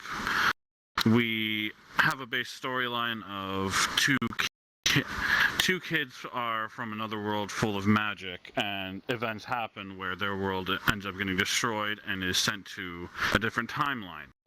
As they continue on doing their thing, they end up meeting again, and things go on from there where more characters end up showing up, like Lee's character over here. He came from a completely different world or timeline for his character and has integrated into ours. We don't really have a set like genre for species and stuff. You can be human, robot, anything we really want. One of our characters that we have that I play, and Lego has even argued with last time at VRCon, I play a large buff Ugandan Knuckles, who is a quote-unquote, he calls himself a god. He is a pre-made god named Hanser McSqueeze. But we're very open on what we like doing. We have serious points, and then we'll have days where we're just doing the shit, just doing whatever we feel like, that kind of stuff. Goofy moments. We want to make sure, yeah, goofy moments. We want to make sure everyone is able to have a good time and develop their characters how they want to.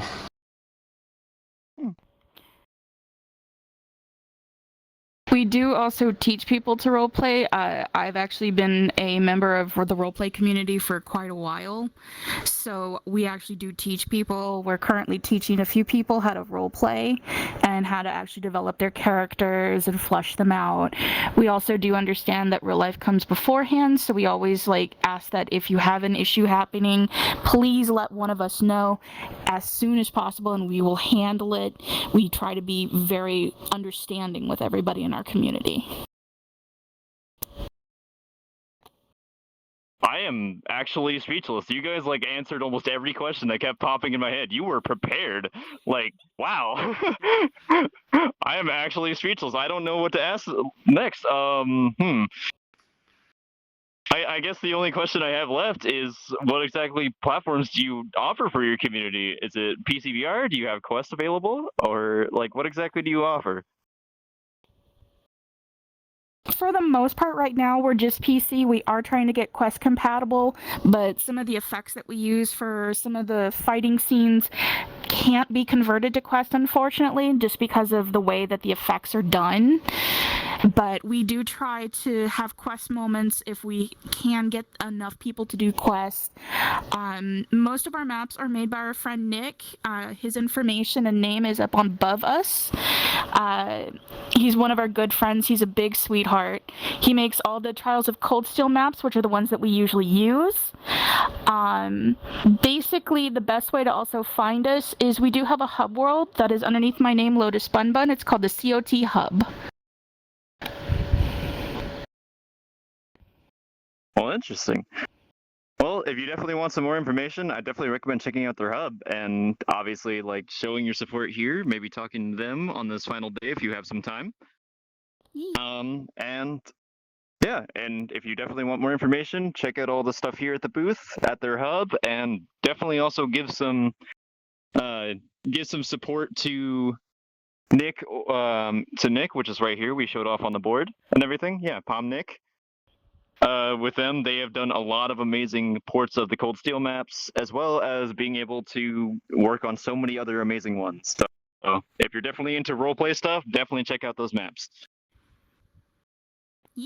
Now, with that being said, let's continue on to further down this alleyway and see what else we have in store.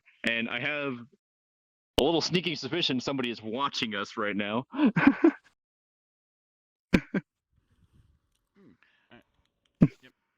Why, hello there. Welcome. We will concern with them later. Hello.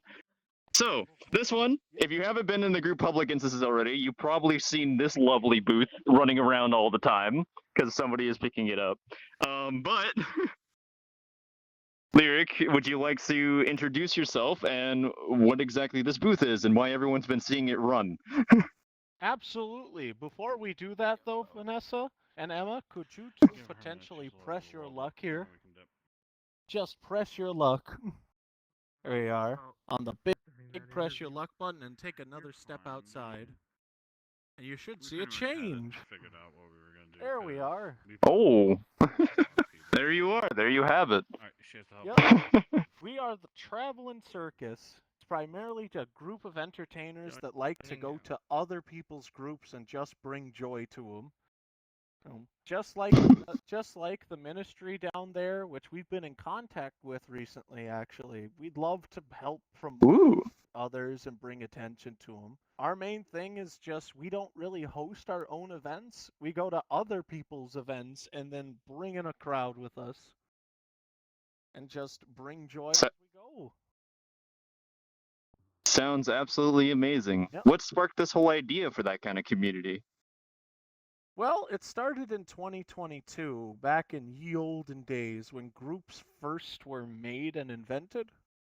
And it was kind of a way, we didn't really have a fixed way. We liked to go find people and entertain them, especially at the cons running in 2022. But we had no way to gather people who were interested in these performances together. So people would see one of them, and they'd want to see more, but there was no way to really manage them other than to continuously add them to my friends list, till my friends list inflated to near 1,000. And with the group, I know the feeling of inflated friends lists. thanks to groups being added, it was a way to take those people and have a location for them to be where they'd be able to easily find us again and see things in the future. And as far as the traveling booths go, as you asked earlier, the idea for that came from the simple fact of, one, we're traveling and we're on the go, and two, it's a great way for other people just to have fun and have something shiny to attract people to their own booth. If you hadn't noticed, a lot of people have been wearing them as hats above their booths. Yes, I have been noticing a lot of that, and it's entertaining every time I see this thing just scattered around. I'm like, might see it again during this interview. I have had requests to yeah. booth from others. Yes, I'm sure. I'm sure it'll pop up. Anytime I join a group public, like one of the first things is like a Russian roulette to see where your booth has gone. Oh, you said how I feel trying to find my own booth. I get on, I'm like, where's my stuff? You might see me along with the booths traveling. You might see me traveling during these interviews, as I've also been requested / granted permission from some other groups that want me to sit in on them. So you might have seen an Easter egg here and there, something funny to find during the stream. Well, if you've been paying close attention, then you definitely might have seen it a couple of times. All right. But with that being said, let's go. I unfortunately don't have any more questions. You kind of answered a lot of the ones I have in mind.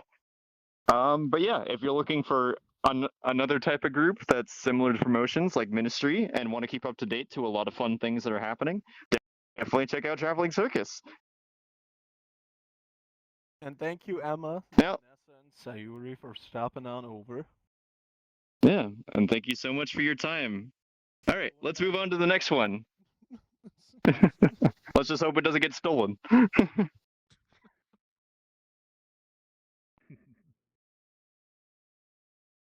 Hello. Hello. Hi. So, I know for a fact throughout my times in the public instances, this booth has kind of garnered a little bit of attention with the way it's designed. So, but I think one thing that I think a lot of you would like to know, what exactly is this? And who's the one in charge? Well, whoa, I forgot. I put colliders there. Hey there, I'm Aztec Angelo. I'm the owner of Rift VR. We are a sci-fi lore-based music venue in the VR chat scene. We hold raves every other Friday. We base it not only just running for events for ourselves, but we also try to incorporate and promote other communities in the scene. As of so far, we've done collaborations with a lot of the other clubs in VR chat. We do something called Nexus events. It's a little bit more involved than a typical collaboration where you just kind of have your community come on over. I'll actually talk to the other community's world creator, and if you see these little rifts behind me here, they're like a panosphere. So depending on how you look at them, you can see different parts of the world interior. We talk to the world creator, we get a scan of their club, we bring them into our world as well. We'll also grab a couple of meshes as well, like the really iconic ones, we'll bring it in there. And we'll just kind of bring it into Rift as if their dimension is collapsing into ours through these rifts. Lore-wise, we try to communicate through other dimensions via our music and our dance. So that's kind of how we show our appreciation there for that. Yeah. So I think one thing that immediately caught my attention is what exactly thought the idea of just taking something like a DJ space and actually adding lore to it? There's a few DJ venues that do have lore. For me, I just enjoyed the aspect of putting some sort of history or meaning behind it. So, you know, I made Rift as a way to kind of give back to the VR community, but also to express my creativity. I don't necessarily get the fulfillment from my day job. So I want to do a little bit extra down here. Yeah, it's also a good way to incorporate credit where credit's due. So in our world as well, we have a giant computer, and it has database entries for every single DJ, dancer, or VJ, other community we have collabed with. Everyone gets their own intro. There's all our lore entries in there as well, along with just event history. So everything gets cataloged for future reference. And if you perform there, you become part of the world's history. It's just kind of our way of being like, hey, thanks for evolving with us. That sounds absolutely amazing. I might have to see if I can get involved with that. But regardless on that side, I think one other thing I'd like to ask is what exactly platforms does your community cater to and what kind of shows do you run? Sure. So we are PC VR and standalone. So if you want to be on your phone, it does work as well. I take much pride in making sure the world is optimized as much as it can be. It's kind of something we're a little known by as well. So any of those platforms, you're available to come in and join. We're not a genre exclusive club. We do a lot of different genres. A lot of times I'll tell DJs, hey, play whatever your heart desires. You're the ones that are going to be playing, and whatever you're most confident with, go ahead. Other times, we hold themed nights. So, our typical genres, like, for example, next Friday here coming up is going to be a house night, so any subgenre of house. But in the past, we've done things like video game music night, or by popular demand, we've had a few meme nights where our DJs have come up, do a half-hour set of their most dank memes. It's a fun time. So yeah, if you ever want to stop by, it is available to just about any platform you can think of that you can access on VR chat, and it's every other Friday for official events. Sounds absolutely amazing. I mean, I might have to stop by there myself next weekend. But for sure, if you're definitely looking for a space that's a lot of fun, has a lot of people that love to party, things like that, definitely come check it out. Maybe catch one of the theme nights and see which one you get. But yeah, thank you so much for your time. It's amazing to see you guys in here, and I can't wait to see what else you hold in the future. Likewise, thank you guys so much for having us here and putting on this event. For sure. Anyway, but we do have a lot more communities to still go through, and this one we're going to make a small detour into the alleyway and kind of loop back because we had somebody that showed up in that quadrant that I was unable to get earlier. So, thank you so much for your time, and let's go see what else we have.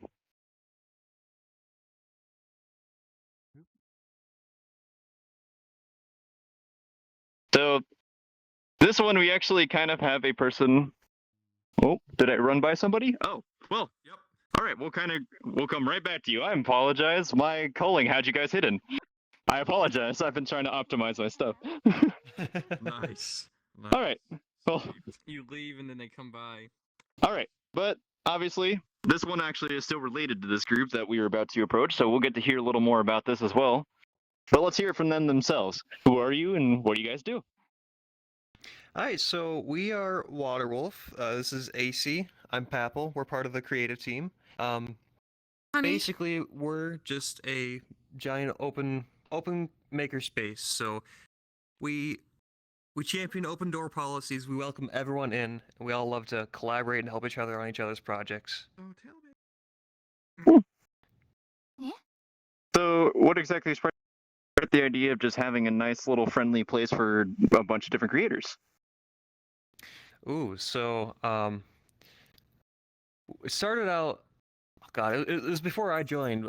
Started with two people who started a friend group. Names are Engineer Isaac, Scientific Cat. They started up a little small group of friends and started making stuff, and thus founded Waterwolf, and it grew exponentially from there. Short and simple. I can respect that. So, what exactly kind of projects have your group been involved in? Like, what is some of the stuff you guys have made in throughout history? See, AC, you want to explain some? Yeah, we've done collaborations where we actually create portals between fray conventions. So we tie in the virtual worlds with the arcade as well. And yeah, so we have DJing events, we host music nights. I should mention. Yeah, we So also every Tuesday. Yeah. Every Tuesday we have what's called a pop-up, not a pop-up, but a pop-up because it's kind of a fixed date. But Tuesday night we have our own little open deck DJ event. Anyone can sign up to play for an hour, and we just have fun, have a good time. It's all casual. Yeah, it's like an open decks policy. Mhm. It's pretty cool. You get to discover a lot of new talent that way. Okay. Well, other than DJ events, is there any other kind of events that you hold within the creations you have? Public speaking person. This is horrifying. Ooh. It's okay. Every once in a while we have something called FoxCon. I've only been to one, but it's, I guess you could say it's the equivalent of, you could say Club Finn, where it's just non-stop music. It's a big venue. Lots of people go to play there. A lot of effort goes into it. There's no really set schedule, at least that I know of when it actually happens. I think they try to do once a year. But I'd say that's kind of our big one. All right. Well, cool. I guess the final thing, what kind of platforms are people available to be on to go and see your stuff? Oh, we have our Discord, which you could join. You could also visit our website, which is on waterwolf.club. That's quite what they meant. And we also have waterwolf.live, which is our 24/7 radio station. So you can listen to all the mixes there and some good music there as well. Yeah. All right. Well, if you want to keep up to date to a lot of the work they're doing, and especially maybe attend some of the shows, like go and definitely join their Discord and check out their website. And if you want to just keep hearing nonstop music, definitely check out that radio. I might actually have to listen to that on whenever I'm working on stuff now for Project Community. Oh, yeah. See what kind of music you guys have. All right. But with that being said, we still have a lot more to go through, so let's go and see what else they have in store. All right, thank you. Nice meeting you. Hey, how we doing? So, for those of you who are not familiar, he's been around in several of our streams now and everything, and been constantly spending his time at the group public instances. But this is Commander A9, not only a member of our PJKT, but I see you're here representing a community, or maybe a couple of them. So, what exactly are you representing here right now? awesome. Do I need to hold the microphone or? Okay, cool. Thanks very much. Hello. So, Where to use it? yeah, great. Thanks very much. So I am representing two communities here. Firstly, I am representing Tailbase. Tailbase acts as a hub for a variety of furry, dance, and raving communities. It's made up of two components. Firstly, the staff provides back-end live streaming services to VRCDN, Twitch, things like that. And it has its own cave club world. So if you want to find said cave club world, if you're a new dancing or rave startup, come on over here to our booth. Press this little plushy guy right here. That will deploy the portal that'll take you straight to the cave world. And it's all fully set up, fully ready to rock and roll. And another little guy right here is we have access to an avatar that will help you with live streaming straight to Twitch. I'll demonstrate here. Say hello to Mr. Thomas Tailbase. Yeah, watch this. We're about to see Commander change forms. There we are. So, how about you explain a little bit of what this guy has to offer? Sure. So this Tatum is essentially a template for what we like to call a Tatum bot. So this Tatum here has access to a special camera that will, you see this little pink thing right here. Whoop, there go my feet. So this camera here is directly connected to your VRC camera interface and does nothing to help my tracking, excuse me. So what I can do is I can have the camera stay stationary, or I can have it orbit around this little marker right here that you can see on the ground if you have my avatar fully enabled. And then once you take your VRC camera, set it to streaming mode, and put it inside the pink marker, it will pipe in directly to your OBS or other streaming service, and then you can feed that to your Twitch account, and you can broadcast your club's activities live to the rest of the world. Hey, watch this.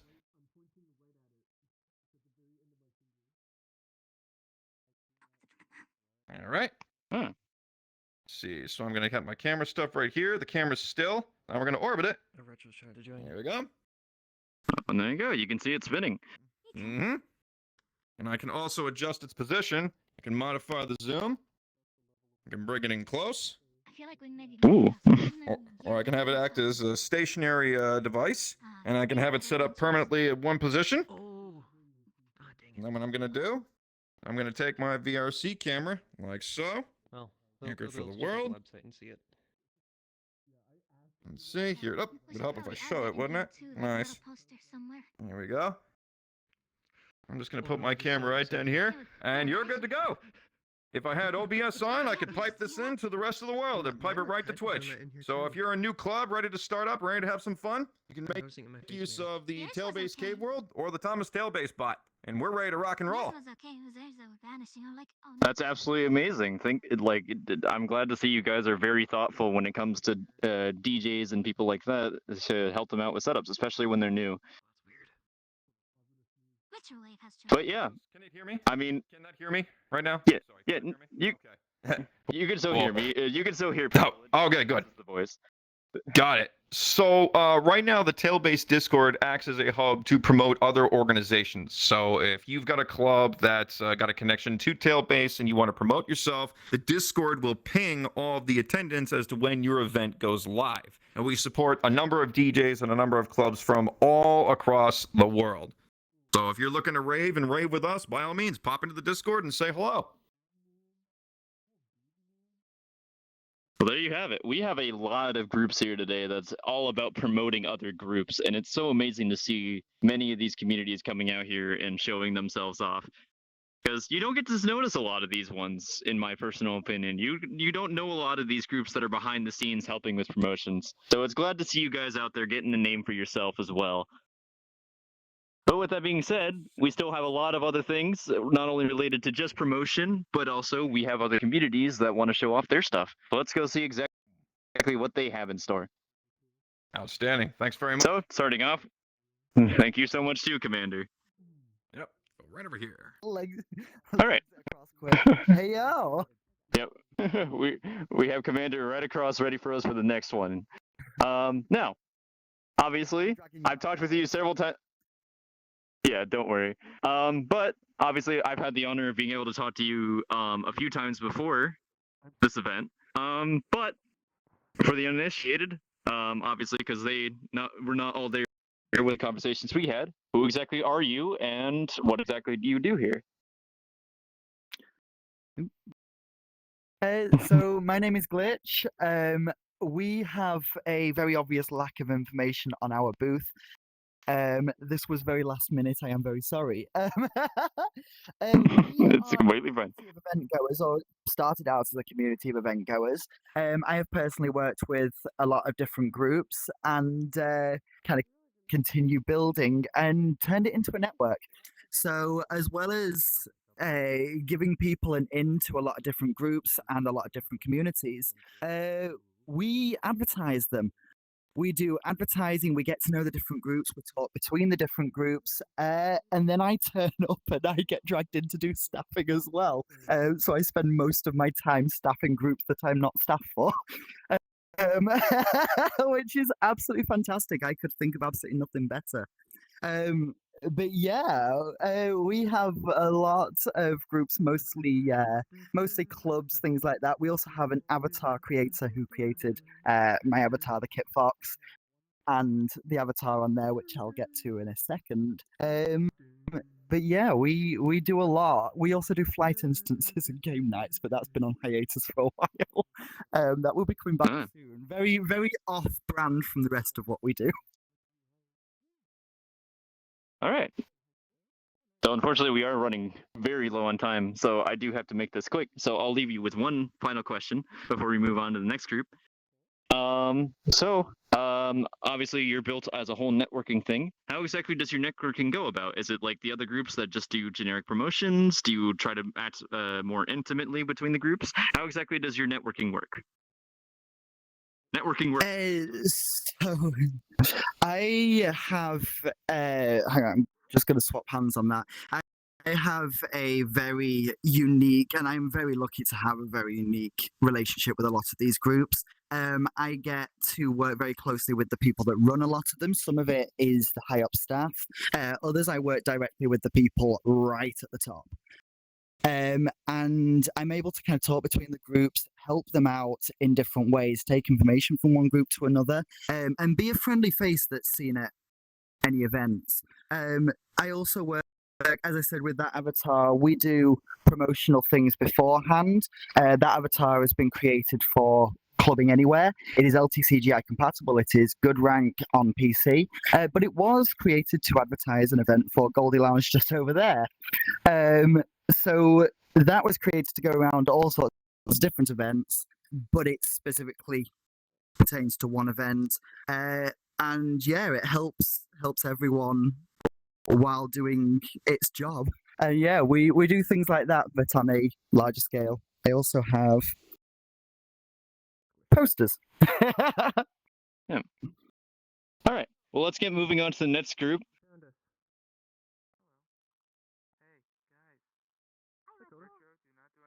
Uh-oh, don't cry. Waiting patiently. Oop.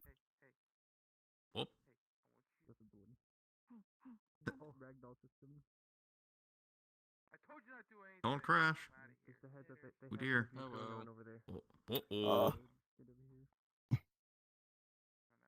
You did I great, don't think Glitch. it's a crash. I think they're talking to someone. That's fine.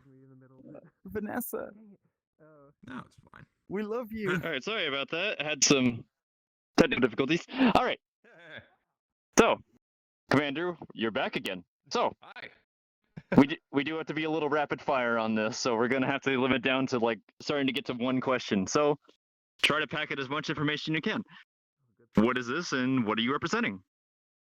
So this is CozyCon. This is a free-to-attend multi-fandom virtual convention in Twitch, Discord, Minecraft, and VR chat. Much like a traditional in-person convention, we have a dealer's den, artist alley, real-world goods. It provides a very welcoming, very laid-back environment. And this year's theme is going to be Cozy Cretaceous, Dinosaurs. Applications for events, panels, and meets are due in 3 days. DJ applications also due in 3 days. So we will see you there. Come chill out with us. Come play with dinosaurs. Well, there you have it. We have yet another convention that's being offered here. Unfortunately, I'd love to ask more questions, but we do have to kind of hurry up and make sure we can show as many people as we can today. We have a lot. If it wasn't clear already from the intro with that lag spike from Emma, we have 36 different communities that have signed up today. So we have a lot to go through.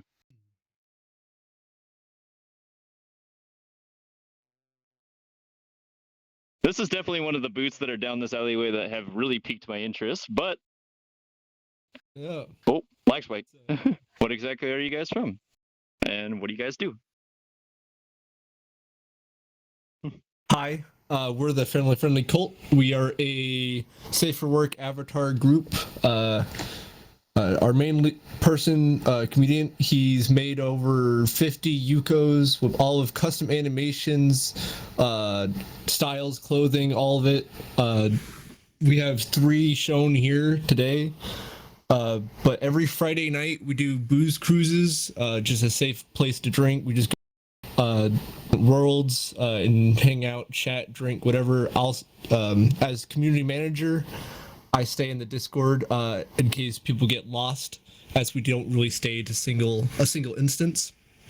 We are in the progress of updating our avatar world, and we're gonna kind of expand it, and possibly we're thinking about adding more ways other people can make Yukos and add it to the group, just sort of grow it, and yeah.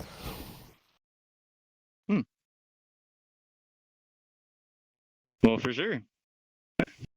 Obviously, if you want to check out a group that's all about, just hanging out, having a good time, and definitely want to break from NSFW avatars, that's definitely something to check out, and definitely would be a nice group to go and hang out with. So let's go and move on. See the other people. I am being yelled at by higher ups. I'm kidding. No, but for sure, let's go and see if we can hurry this up, because we do have another event waiting. Hello. So once again, we are kind of having to rapid fire this, so try to pack as much information as I can, I would say, but how about you explain a little bit of who you are and what you do? Sure thing. How's it going? We're the part of the furry event community. We're the staff members there. We basically just host events and curated instances for individuals to join us. We are 16 plus. We do have a little rave night. We try to communicate and host events with other groups and whatnot, like Just Dance VR. We hosted a cross event with them yesterday. And we've been going over strong for 2 years. Anything you want to add? I would like to add we've got a very special event coming up on the 27th, where the mystery image that none of our community have seen before is going to be revealed to everyone for our new world.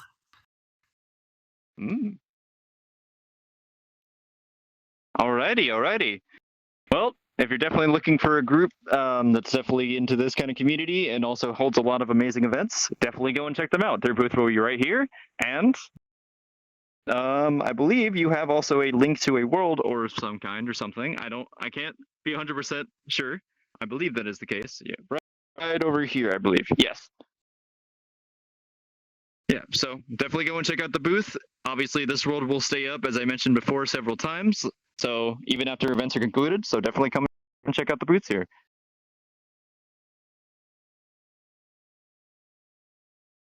Hello, I'm gonna make all of you panic. Quick, rapid fire round. Who are you and what do you do? Nab that from you. So, I'm Sam. I'm one of the co-founders of Soaring Fitness. We host workout sessions free for anyone to join. We got events happening every single day of the week. We got everything from full body workouts that we do in VR. You can come in full body, half body, come in desktop mode. We even stream it live on Twitch. Most of our sessions are streamed. We also host biking sessions on Monday, Wednesdays, and Fridays, both for EU and US times. We got Taekwondo classes with certified Taekwondo instructors as well. A lot of us are either certified and are working to get our certifications for our personal trainers. We are actual working active personal trainers. We work day to day with clients, but everything that we do here in VR is completely free. We also host community sessions regularly throughout either the weeks. We got a big one always at the end of the month. And we're just open for anyone to join, and yeah. Alrighty. That was definitely filled with a lot of information. And obviously, if you want to check out more from these guys, we also do have a VOD available on this Twitch channel that you're watching live on right now. If you're tuned in, they did an event with us where you were able to kind of check out some of the exercises that they do on a routine basis. So, yeah, definitely go and check that out. And if you're interested, definitely see if they have another event planned soon enough. So, thank you all so much for your time. I wish I could ask more, but we need to continue. So, thank you all. Thanks for having us. Thank you.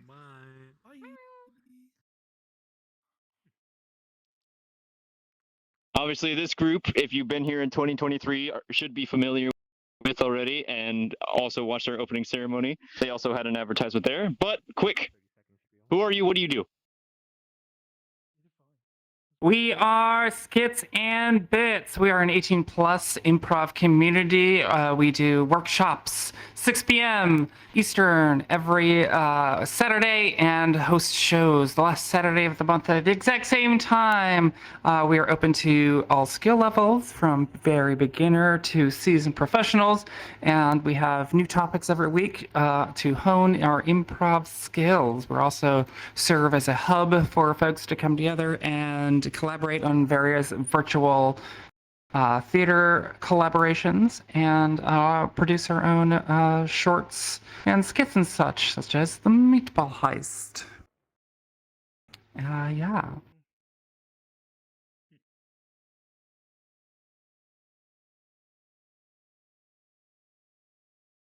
Hi. All right. So, obviously, I'd love to ask more, but we do have to hurry up. We do have another event here lined up soon. But if you guys definitely want to check these out, do join their group. And also, if you weren't here, check out one of the VODs we have. We did have an event with them as well that was live streamed. And we also, if you're ever curious about being a little too worried on stage fright, I will say their workshops is the one thing we did not film because they like to keep that actually built to where no cameras are allowed so that people can feel comfortable while learning how to improv. All right, but thank you all so much for your time, and I look forward to seeing you guys again in our next events.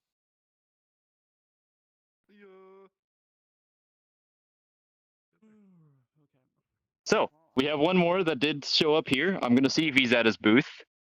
He is. Okay. This is the one that this is a friend of mine that I hold near and dear to my heart and was able to bully him into getting a booth. But jokes aside, how about you introduce yourself and what you do here and what's your booth all about, Steve?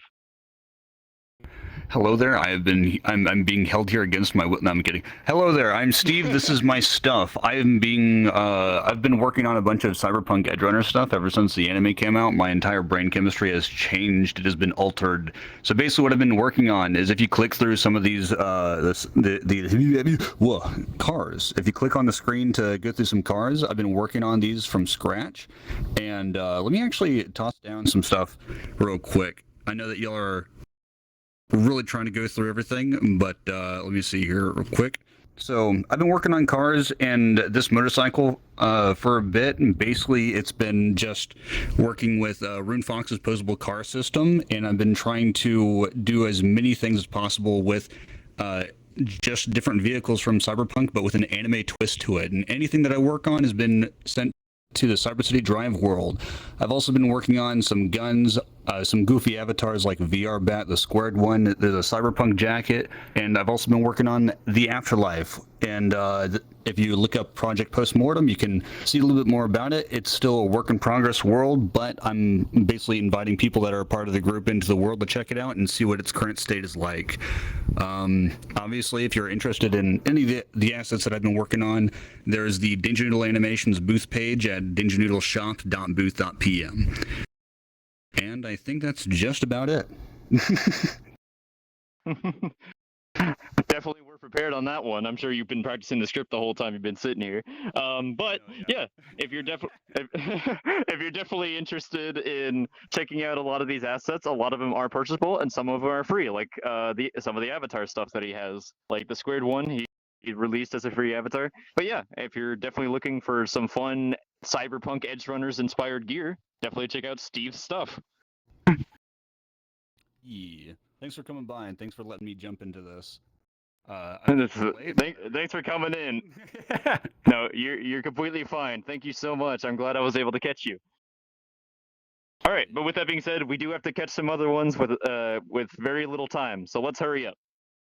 Thank you so much, Steve. Good luck. Yep. You'll have fun.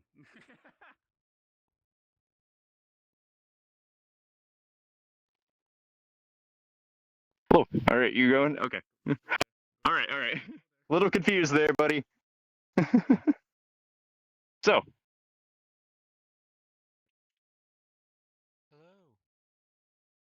Hello. We finally managed to catch you. I'm finally catching the back end of the entire map. It's so many people today, but I'm glad to be able to catch you. Anyway. Thank you. We've had role plays, we've had creators, we've had everything under the sun. But the one thing that we're getting to show off here now is game shows. So how about you introduce yourself, who you are, and what you do?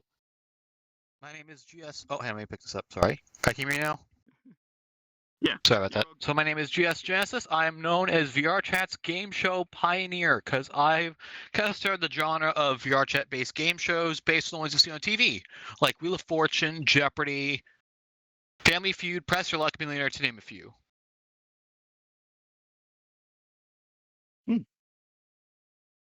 There you go. Sorry. Oh, you're good. No, you're all good. You're all fine. Trust me, I love trying to pick up items in desktop mode. I know the pain. But just to kind of have a quick little extra question, just to try to rapid fire and get to know you a little better.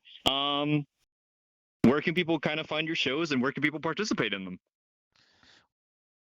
We have two communities. We have the game show community VRChat, the one I mainly started, where we organize and talk. And then there's the game show night at VRChat, run by my friends. I help out too. We organize events there. We host events every Tuesday and Saturday at 8 p.m. Eastern, which can translate to your local time as well. And we host game shows either in Discord or primarily in VRChat. And we do my worlds, my friends' worlds who were inspired by me, and we also have a lot of fun. We are doing this completely for fun, nonprofit, just for the passion of it all, and to give people an opportunity to experience a mostly obsolete experience. Very amazing, very amazing. You know, I love the booth and everything, but I definitely want to see about getting you guys having an event next time. So I'm looking forward to hopefully next year if we can get you guys an event in and maybe have some people experience a game show live here at PJKT. But we do have to go and check out the other ones. Let's go see what else we have to offer. Thank you. Have a good night. Oh, well, looks like we found where the traveling circus went. But yes, hello. So obviously, if you can't tell from the avatars themselves, if you're not familiar with this base already, let's have them introduce who they are and what they're about. Right. So we're the Rindle Colts. Take the mic up. Oh, the microphone. I'm sorry. Feel free to grab the microphone. My bad.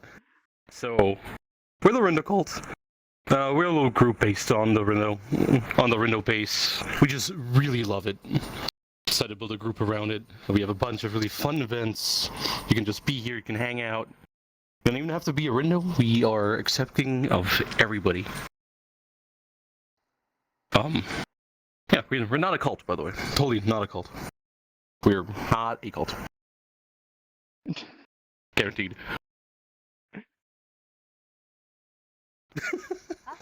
All right. Well, you heard it from them. Totally not a cult. Totally not. But all right.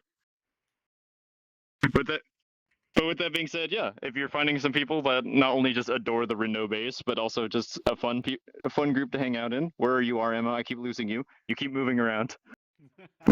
But all right. But anyway, if you're wanting a nice hangout group, ones that specialize in Reno avatars, definitely go and check them out. Let's go and see what else we have in store.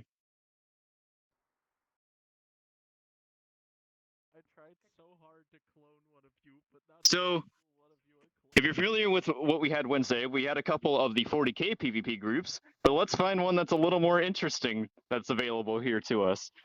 Who are you and what do you do? Hello, my name is Yukio Kumura. I am the founder and creator of the TF2 Avatar PvP community. We are primarily a PC-only group.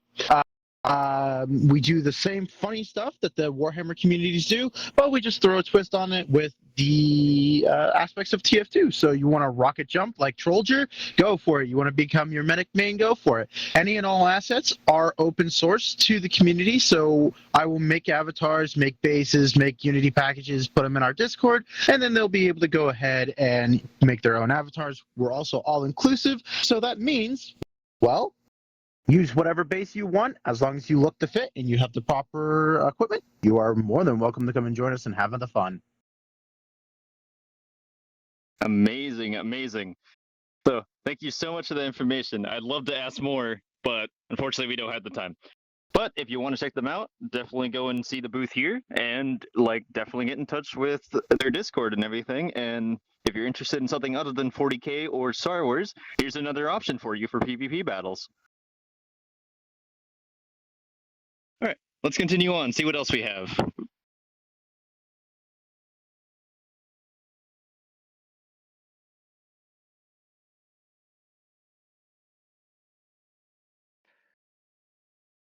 From PvP RP to a little more in-depth RP, how about we have them introduce themselves and what do you guys do? Thank you. Hi, my name is Gustav Schmidt. I'm the leader of the 1st Imperial Army, and this is my fellow members here. Our lead expert of military RP and overall role-playing, and our lead developer here, Joseph, and our good old friends here, Mr. Wiz here with the instructing core. He's a trainer, and our good friend here, player ITA. Go ahead. So, do you wish to start first? Go ahead. Go ahead. I am Joseph. I am the lead developer of the 1st Imperial Guard Army. Basically, our role is making worlds. Our role is also making avatars for the community. I'm also the one who made all the propagandas, as you can see all around you. And yeah, we basically ensure worlds and ensure all the role players are having the best quality we can offer by our own hands. Right. Thank you. Of course, it would be appropriate to introduce what's this all about. Well, so we are the World War I military RP community based on post-war Germany, basically Weimar Republic, 1920s. If you love about, well, RP experience, with improv and, well, character build-up, this is community for you to be part of. And a little bit from RP side, you can actually tell about from Miko. Go ahead, tell a bit more what's the RP all about? So normal waifu communities or other communities are like they say RP is just role playing with a name and like the character, but they're most primarily playing themselves. Over here, how's it called? We actually play a character. We tell a story together. Everything might be improv, and how's it called? Everything is improv, and yeah, we just tell a story together. Which means if I punch him, it's gonna have an effect on him, and he falls down, or who knows what happens. We just tell a story together, and that's what I find beautiful about it. Yes, I will take the mic. And from those sets of stories, all your actions and everything what you're going to do will affect our universe. And your story, your character will make a difference. Well, Weasel, come over here for a moment. Come here. Here. You have a small light in time. Go ahead. Tell us about... excuse me. Right. Thank you for dropping the microphone. So, about the trainings, it's not really that bad of it. It's really that hard to be a part of it. You just kind of have to listen at it. Overall, we follow the manners, organization, structural abilities of what anybody can follow up with on a military corps. It's not really as to say you're gonna go there getting yelled at by an instructor going out telling you must do this, you must do that. Only if you listen, as I've already said by now. What does that contain of? As of now, we have structures of marches, structural formations like wedges, formations left and right, and so on. But as of now, that's not all of the most cause. You're not always gonna do formations and so on. You can also go on and get taught out on how to use a rifle, how to properly go on and defend yourself against an enemy is approaching, and how you should be teaching about how to improvise in innovation capabilities and so on. It's not that hard for you to listen. Just take care of everything that's been told and so on. It's just easy. Thank you, Gustav. You may have back the microphone. All right, thank you. I will take your mic from you. So, if you're a newcomer here in the military RP communities and you're looking to gain some experience, or if perhaps you've never done it before, well, then this is a place we give a new and old comers here who never tried this before. And if you really love to experience RP and the consequences of your actions, of your character, well, this is what we have to offer. Well, unfortunately, this is a PC-only group, and, well, we don't, unfortunately, have a quest. And this PC only, and our age requirement to join in is 17 or above. But if you're interested, well, you can check our posters right here. If you can, Joseph, take a moment here. You can take a look on our posters right over there. Or if you want more details or information, you can always click on our good old logo over here and get group information from there in PJKT Con. You might will meet us in our booth, and perhaps you will get know a few recruitment officers. Other than that, we welcome you open arms if you're really interested. Well, I will say one thing before. Join us now to the fighting against the rebel scums. The link in the description right here. And also thank you, PJKT, for this opportunity. Here you go. Here's your mic. Thank you guys so much for your time. And so yeah, if you're interested in a roleplay that's all about helping you learn the ways of Milsim, if you're new to it and want to have it be done inside of a more historical, like World War style theme, then by all means, feel free to check them out. Link in the description right here. Feel free to All right. join us, and we are new friendly. Thank you all so much for your time. Let's go ahead and see what other communities we have, because we just have not as many left, but I think we have a few more. Is there one more thing? Oh, damn. I guess if they have to go. Hold on. Was there one thing? Yes, I wish to say one more thing, of course. I wish to thank you, PJKT, for this great opportunity for giving us to the First Imperial Army. Since this community started very small and we would not been recognized. And thanks to you guys, this community would not really grown. And we've been actual name being recognized. And this big thanks to me and my staff over here, my good friends in here who've been joining with me today. Very thankful for this great opportunity, for this once in a time opportunity you've been giving us, and we are extremely grateful for it. Well, we appreciate your guys' support, and we hope to continue seeing you in future events. Likewise. All right, let's go and see what other communities we have.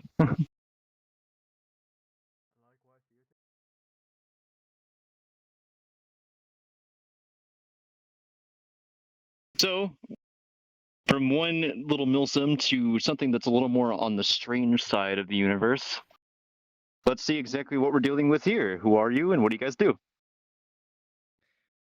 We're the SCP Foundation of VR Chat.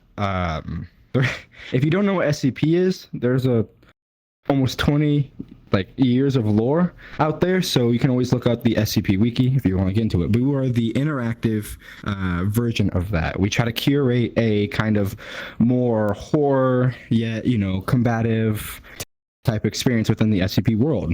We have our own, because the wiki has been built over years and people know how the story ends. So for the past 4 years, we have built our own lore, our own original creations. We pride ourselves on originality. We have event planner teams and actor teams who create our events to make sure everybody gets the SCP experience, because, it's pretty cool. But if you guys want to come inside and see what the inside of the booth looks like, that's where our bread and butter is. On this part right here, we have about 72 NTFs in the actual wiki, but we have taken NU7, Iota 9, which is kind of our own creation here, Epsilon 11, and Zeta 9. Those are our main NTF groups. And how our NTF works is they are put together to deal with situations that require some kind of expertise. Like for NU7, they'll handle massive GOI and massive scale combat, whereas Zeta 9 here will handle combat but on more of a Black Ops level. Iota will handle the spectral anomalies, ghosts, demons, whatever. And Epsilon 11 are containment specialists. An anomaly breaks out, like a big old monster, they go in, they contain it, and they make sure the public eye never sees. So each group throughout a course of 4 weeks gets their own curated event every Saturday. That's our main events. Now, as we walk up here, I'll explain our on-sites. On-sites are our social lobbies, because, SCP has sites, Sites 42, Site 13, things along those lines. They are social lobbies that allow the MTF and the site guards to interact, as well as our research department. But right here, if anyone checks out the booth later, you can kind of see pictures of our events. We have, I think, over 300 events under our belt now, after 4 years of this. But if you're curious, these are just some things along those lines. And, this is kind of a summary or synopsis of what our group does. If anyone's ever interested, I won't get into it because I know we're all short on time. But, that is a quick explanation of what we do. We're actually at 2,500 members now. We went up since Projekt Fest by 100. But yes, then we have the research office. Now these guys are our innovation.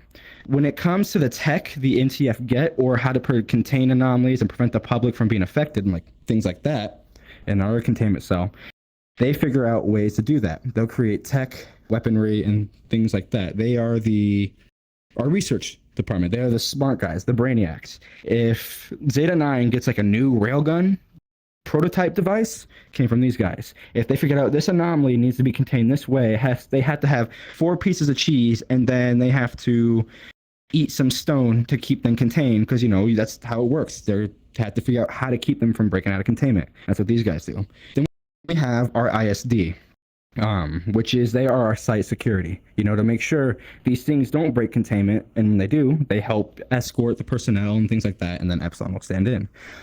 But yeah, and then right here, I guess our last little part is these are the classification levels of different types of anomalies. Safe, Euclid, neutralized, explained, and then esoteric, things along those lines. If you're curious, there is, an explanation in the wiki on what all this means, but this comes from our researchers. It's how we classify things. If something is, Keter, it's going to be treated different than safe. It might, be a little might be a little different. But yeah, do you have any questions?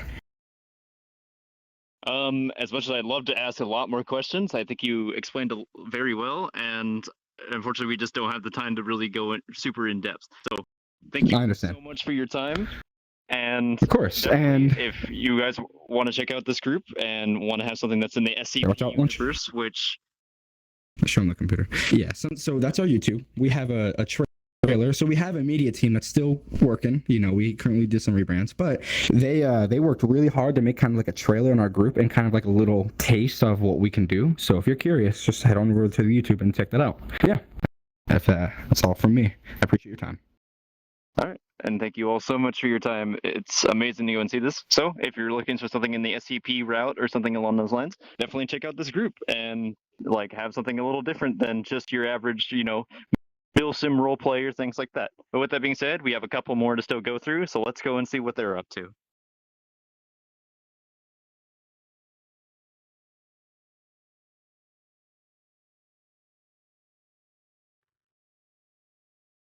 So obviously, we've already been through a couple of the 40K groups, but how about we have you guys explain specifically your faction and the reason for the existence of this one? Here, let me get down to size. Greetings! I am Bravadet, and this is the 7th Legion. We make up of multiple successors, may it be the Black Templars, Imperial Fists, or even the Astronauts. We are a avatar PvP community, so that means we take these avatars, we throw on special, particles, and we fight each other. We don't we don't do RP, we physically fight each other, and if we hit somebody, they will die. Eco, would you like to explain something about the Black Templars? We are not fear of any kind of threat. We are best at melee, but we are also very specific, very nice community. We normally fight with every single faction that we can fight. And well, of course, you have very nice people from our community. And yes, I think I can give pass then. And then as for the Astronauts, what do you think you guys are good for?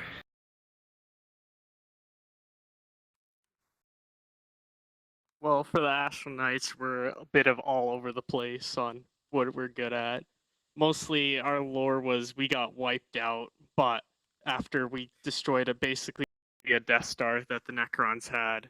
But our chapter master was the last to survive, and he became a Dreadnought. Alright.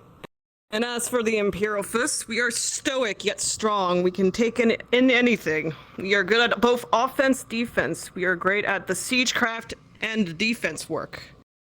For my avatars, when I make for the Imperial Fists, we use complicated systems such as energy bars or maybe fuel. So it takes an extra step with our avatars.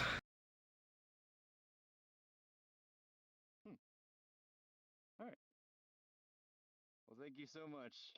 As I've said with previous communities, I'd love to ask more. I'd love to help get more in depth of what you guys can do. But obviously, we are low on time. We do have to get going. But thank you so much for your time. And I hope you guys enjoyed Fest for this year. And I hope to see you guys in future events. Yeah, thank you for having us. All right. Let us continue. We got a few more left, and let's hope we can get it done right in time. Hello. You good? You done? Shut up, Emma. Yes, I did. Anyway, but we're kind of have to rapid fire this, so how about you tell us who you are and what you guys do? All right, we're Lab Unit. We're probably one of the most, if not the most prominent mercenary group in VR chat. We have a fantastic rapport with everybody else, and like I said, we're a mercenary group. So what we do is we go and do things with other groups like theirs. We're going to be collabing with them. We collab with SCP Foundation.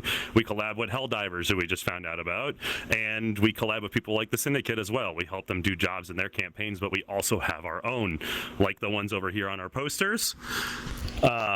if you guys have seen them when you came around. And when it comes to the events we do, they're very Call of Duty-esque.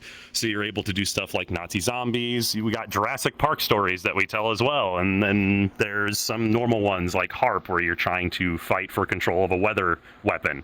At the same time, we also pretty much allow pretty much any kind of person to join within reason, as long as you're toted up and you're ready to go. But yeah. At the end of the day, we love doing joint tops, so this isn't just a reach out for people that want to be in RP. It's a reach out for other people that want to collab with us. We do giant joint ops every Friday. So bring your guys, let's have some fun, let's learn how to act, let's learn how to shoot, all of it. It's just nonsensical fun that's very Call of Duty-esque. Alrighty. Well, if you guys definitely want to get to go into the Milsim RP and also get to network with a bunch of other communities as well, this is the place to do it. And definitely can check it out. They have the Discord link right there. And definitely go and check out their booth. They have a lot of cool information that's behind them that I wish I had time to show. Yeah, so if you guys are interested, come and check out their booth. It will be here even after all the events have it concluded. So let's go and see what the final few we have left. Let's hurry up.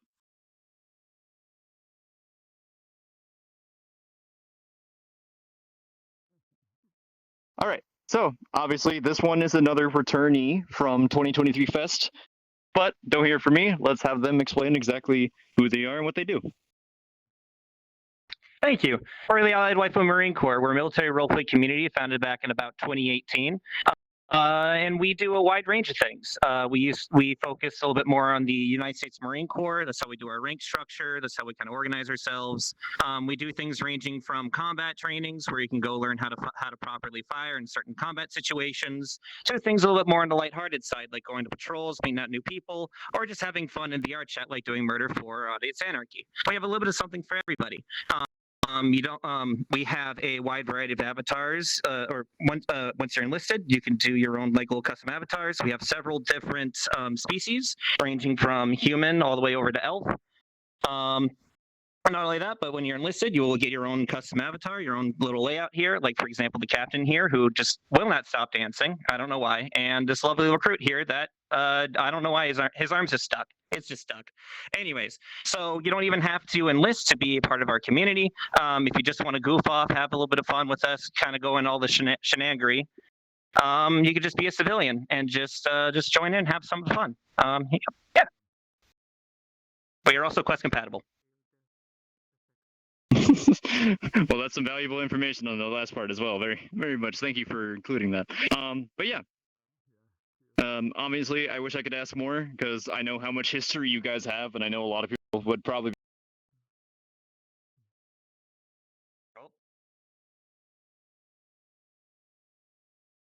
I didn't do it. You good? Did we all just die? I Okay, don't well, know. that was a massive lag spike. I'm back. All right. I don't know what happened there. All right, but let's hurry up. I can't afford lag spikes like those now. we're so close to the next event. Hello, Vanessa. Oh, you're gonna hit me with that. It's a, hello. It's a sharp object. I'm so sorry. It's just all right. Easy to introduce us. Yeah, for sure. So if you're not familiar with the Projekt Ironclad or a sorta online, how about we have them fully introduce themselves? But who are you guys and what do you guys do? Hello, my name is Savvy Chap. I'm the project director, and I'm going to quickly speed run this for you because I can hear boss music being played through his microphone. So we just did a stage event 2 days ago on the Twitch channel. So if you want to go back and check that vlog out, you'll find out all about us. So that'll teach you a little bit more. But my name, again, Savvy Chap. I'm the project director and co-owner. We have Live Dimensions, who is the other co-owner with me and is our head of programming and co-lead of programming. We have Renakami, who is our crazy psychopath and the head of the design team, who basically comes up with all the concepts and looks through all the lore. We have Doki Reese in the back there, who's one of our head of the moderation team and also helps out with the community side of stuff. And yeah, we are a studio in VR chat that is recreating Sword Art Online. on VR chat for free. So it's a VR MMO. And again, there's a VOD. It's an hour and a half where we did a stage talk. You can go and look at that.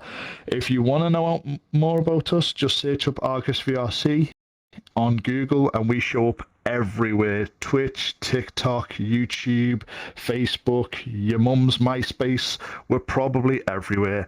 And people of Twitch are probably getting bored now, and Vanessa's getting like screamed at. So go quick, before the Dark Souls boss comes. Run. I'm fine. I'm not actually being yelled at. Trust me. Don't worry. I'm not actually being yelled at, but I do need to hurry up because we do have another event lined up very soon. So let's go ahead and see what else. But thank you all so much. And definitely check out Project Eingrad. They are doing a lot more. You guys have a future update coming out too that includes a lot of new stuff. So definitely go and check out the patch notes there. All right. Now, I have two of you, which I'm going to kind of rope in together so that we can save some time. So if you guys are willing to do that with me. First off, let's start with you, one of our members of Project staff of media team, but we have Nanobun here. How about you introduce what you're offering here at your booth? I refuse to believe there's not boss music playing in your ears. So, welcome to the Nanobun TV booth. Here is the only booth at the convention, at the festival, where we sell actual physical products, which has confused a lot of people. But here we have super customizable VR chat name tags, VRC name tags for conventions like TwitchCon, FurCon, all that kind of stuff, and you can customize all the colors and the letters and the photo, and NFC tags. So you could have it like tap your phone to it, and it'll open up a website like a Twitch or a Linktree or something. Yeah, you can find more info about that at nanobun.tv. That's the website. There's also a QR code right there. I'll show it at the end. There's also 2 other products I make, and then there's some more that I want to work on sometime soon that I need to do some research and development into. But over here, there's this poster that changes between 2 different things. It's the VR chat wall switches that you find in a lot of worlds, but also real. And if you're a little bit tech savvy enough and you can spend maybe 30 minutes to an hour, you can even set these up to like tap your phone to it, and it controls your lights or turns on a chair, turns on a chair IRL, of course. That works, right? We have that, I think. I don't know, maybe we need to upgrade Unity in real life. So there's also these 3D printed ballad songs that I make. Again, also super customizable. They're pretty fun to play with. I still have the original one right here, and it's not broken on me yet. It's pretty nice. But if you do want to find all this stuff, you can find it right there at that QR code, or you can find it at nanobun.tv. Yeah, and oh yeah, there's also a podcast right here that I do every week. So unfortunately, the other 2 people couldn't be here right now, but me, John Code, and Gears Master, we're great friends. We do a funny VR chat podcast every Saturday, roughly. And if you also want to check that out, you can also find that at nanobun.tv, or you can find that at its own website, f3bpodcast.com. It couldn't be FTB podcast because there's kind of a Minecraft mod pack team called Feed the Beast. So, good enough. So that's what the abbreviation is. You want this back now? You want this? You want it back? Yes. There you go. Yes. So obviously, yeah, if you're looking for either physical products or just some of the content that Nanobun does separately outside of PJKT, definitely go and check out all these different links at their booth. And as much as I'd love to call you a rat for what's behind here, I unfortunately don't have the time to pay attention to it. So if you definitely scrolling by behind this booth. If you want to see it, come join the PJKT world. Yeah, if you want to see exactly what we're talking about, go ahead and join the world and see what's behind the booth counter. It's hilarious. Anyway, but moving on to that, we're actually going to go to the next group that's actually connected with Nanobun. Let's go and see what's going on next door. So, obviously, hi, rapid fire right over here as well. How about you guys introduce yourselves and what you guys do? Obviously, I can see a bit of a description behind you.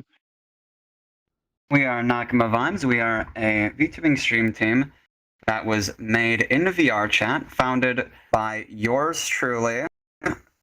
Sadly, I have to deal with Nano, but you know, not all things can be perfect. But yeah, we are here to bring people smiles and laughs through content and to brighten up our little corner of our world in our own dumb way. Whether that means I have to deal with Nano. Sorry, what? But yeah, that is. I'm gonna give Nano the microphone. I have the microphone. I'm gonna give you the microphone. No, yeah, we do a bunch of streams. This fucking bad boy right here can fit so many fucking VTubers in it. Look at this. Look at this. Look at this place. Look at all those VTubers. There's 10 of them. That's a big number. You want this?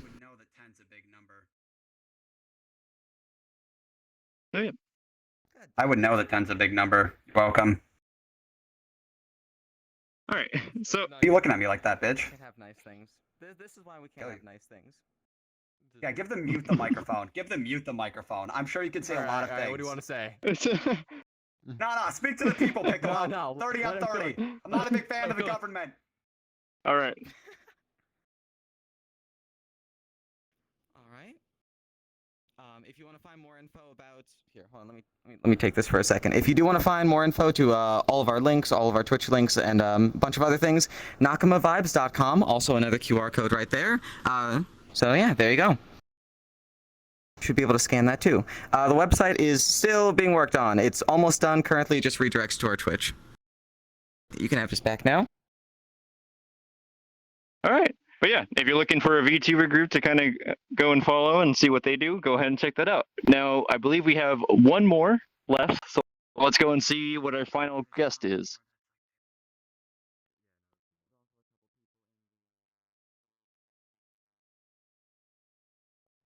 Hello. So, obviously, we've seen a couple of you already. But how about you introduce what this next one is that you're a part of? Hello. So, my mistake. Hello. So, this is Studio Penrose. I'm Peach. You know, haven't seen you guys before. I'm gonna pass this actually to Lazy. Hi, it's great to meet you. We totally didn't meet earlier, but hi again. But yeah, this is Studio Penrose. It's a VR chat film studio where we film like movies, short films, and episodic series entirely in VR chat. But instead of focusing on more of the comedic style, we are focused on more of the lore-driven, the drama, the hard-hitting things, like for Breaking Bad, for example, like more mature styles of storytelling. And to where your heart really gets into it. Like, for example, we got voicemail here, which follows a character who misses a phone call, let's say, that he should not have missed, and that pushes him down a darker path. And then we got Emergence, which I believe won a film award about a year ago now at Raindance. That one follows, I don't want to spoil too much, but it is the beginning of a full episodic series that we are currently working on. So I'm so excited to be able to show more on that. And then Love Sorrow actually just came out as a 360 music video in VR chat. So pushing boundaries in different ways and providing more serious drama-styled films. All right. Well, thank you so much. As I said before with Metacosm Portal Media, I love how much like revolutionary stuff you guys have done in the film industry here in VR chat, and I can't wait to see what you guys continue to come out with. So, with that being said, thank you so much for your time. We do have, unfortunately, we didn't get to everybody. We did have a couple more that I noticed down there. But I am going to offer a specific thing for them. We are out of time, so I can't get to them live here. But I promise you, we will be coming out with a few things for them to be able to kind of introduce everybody, and probably to a lot of the ones you did see live here. So, with that being said, I hope you all thank so much, and we will see you at the next event, which is a little sad to say is our closing ceremony, which Veeps will be taking over for us. So thank you all so much for an amazing fest. Thank all the communities for coming in for this week. It's been amazing to have you guys here, and I can't wait to see you guys in future events. So we'll turn it to Veeps, and I hope you all had a fun fest, and I can't wait to see you.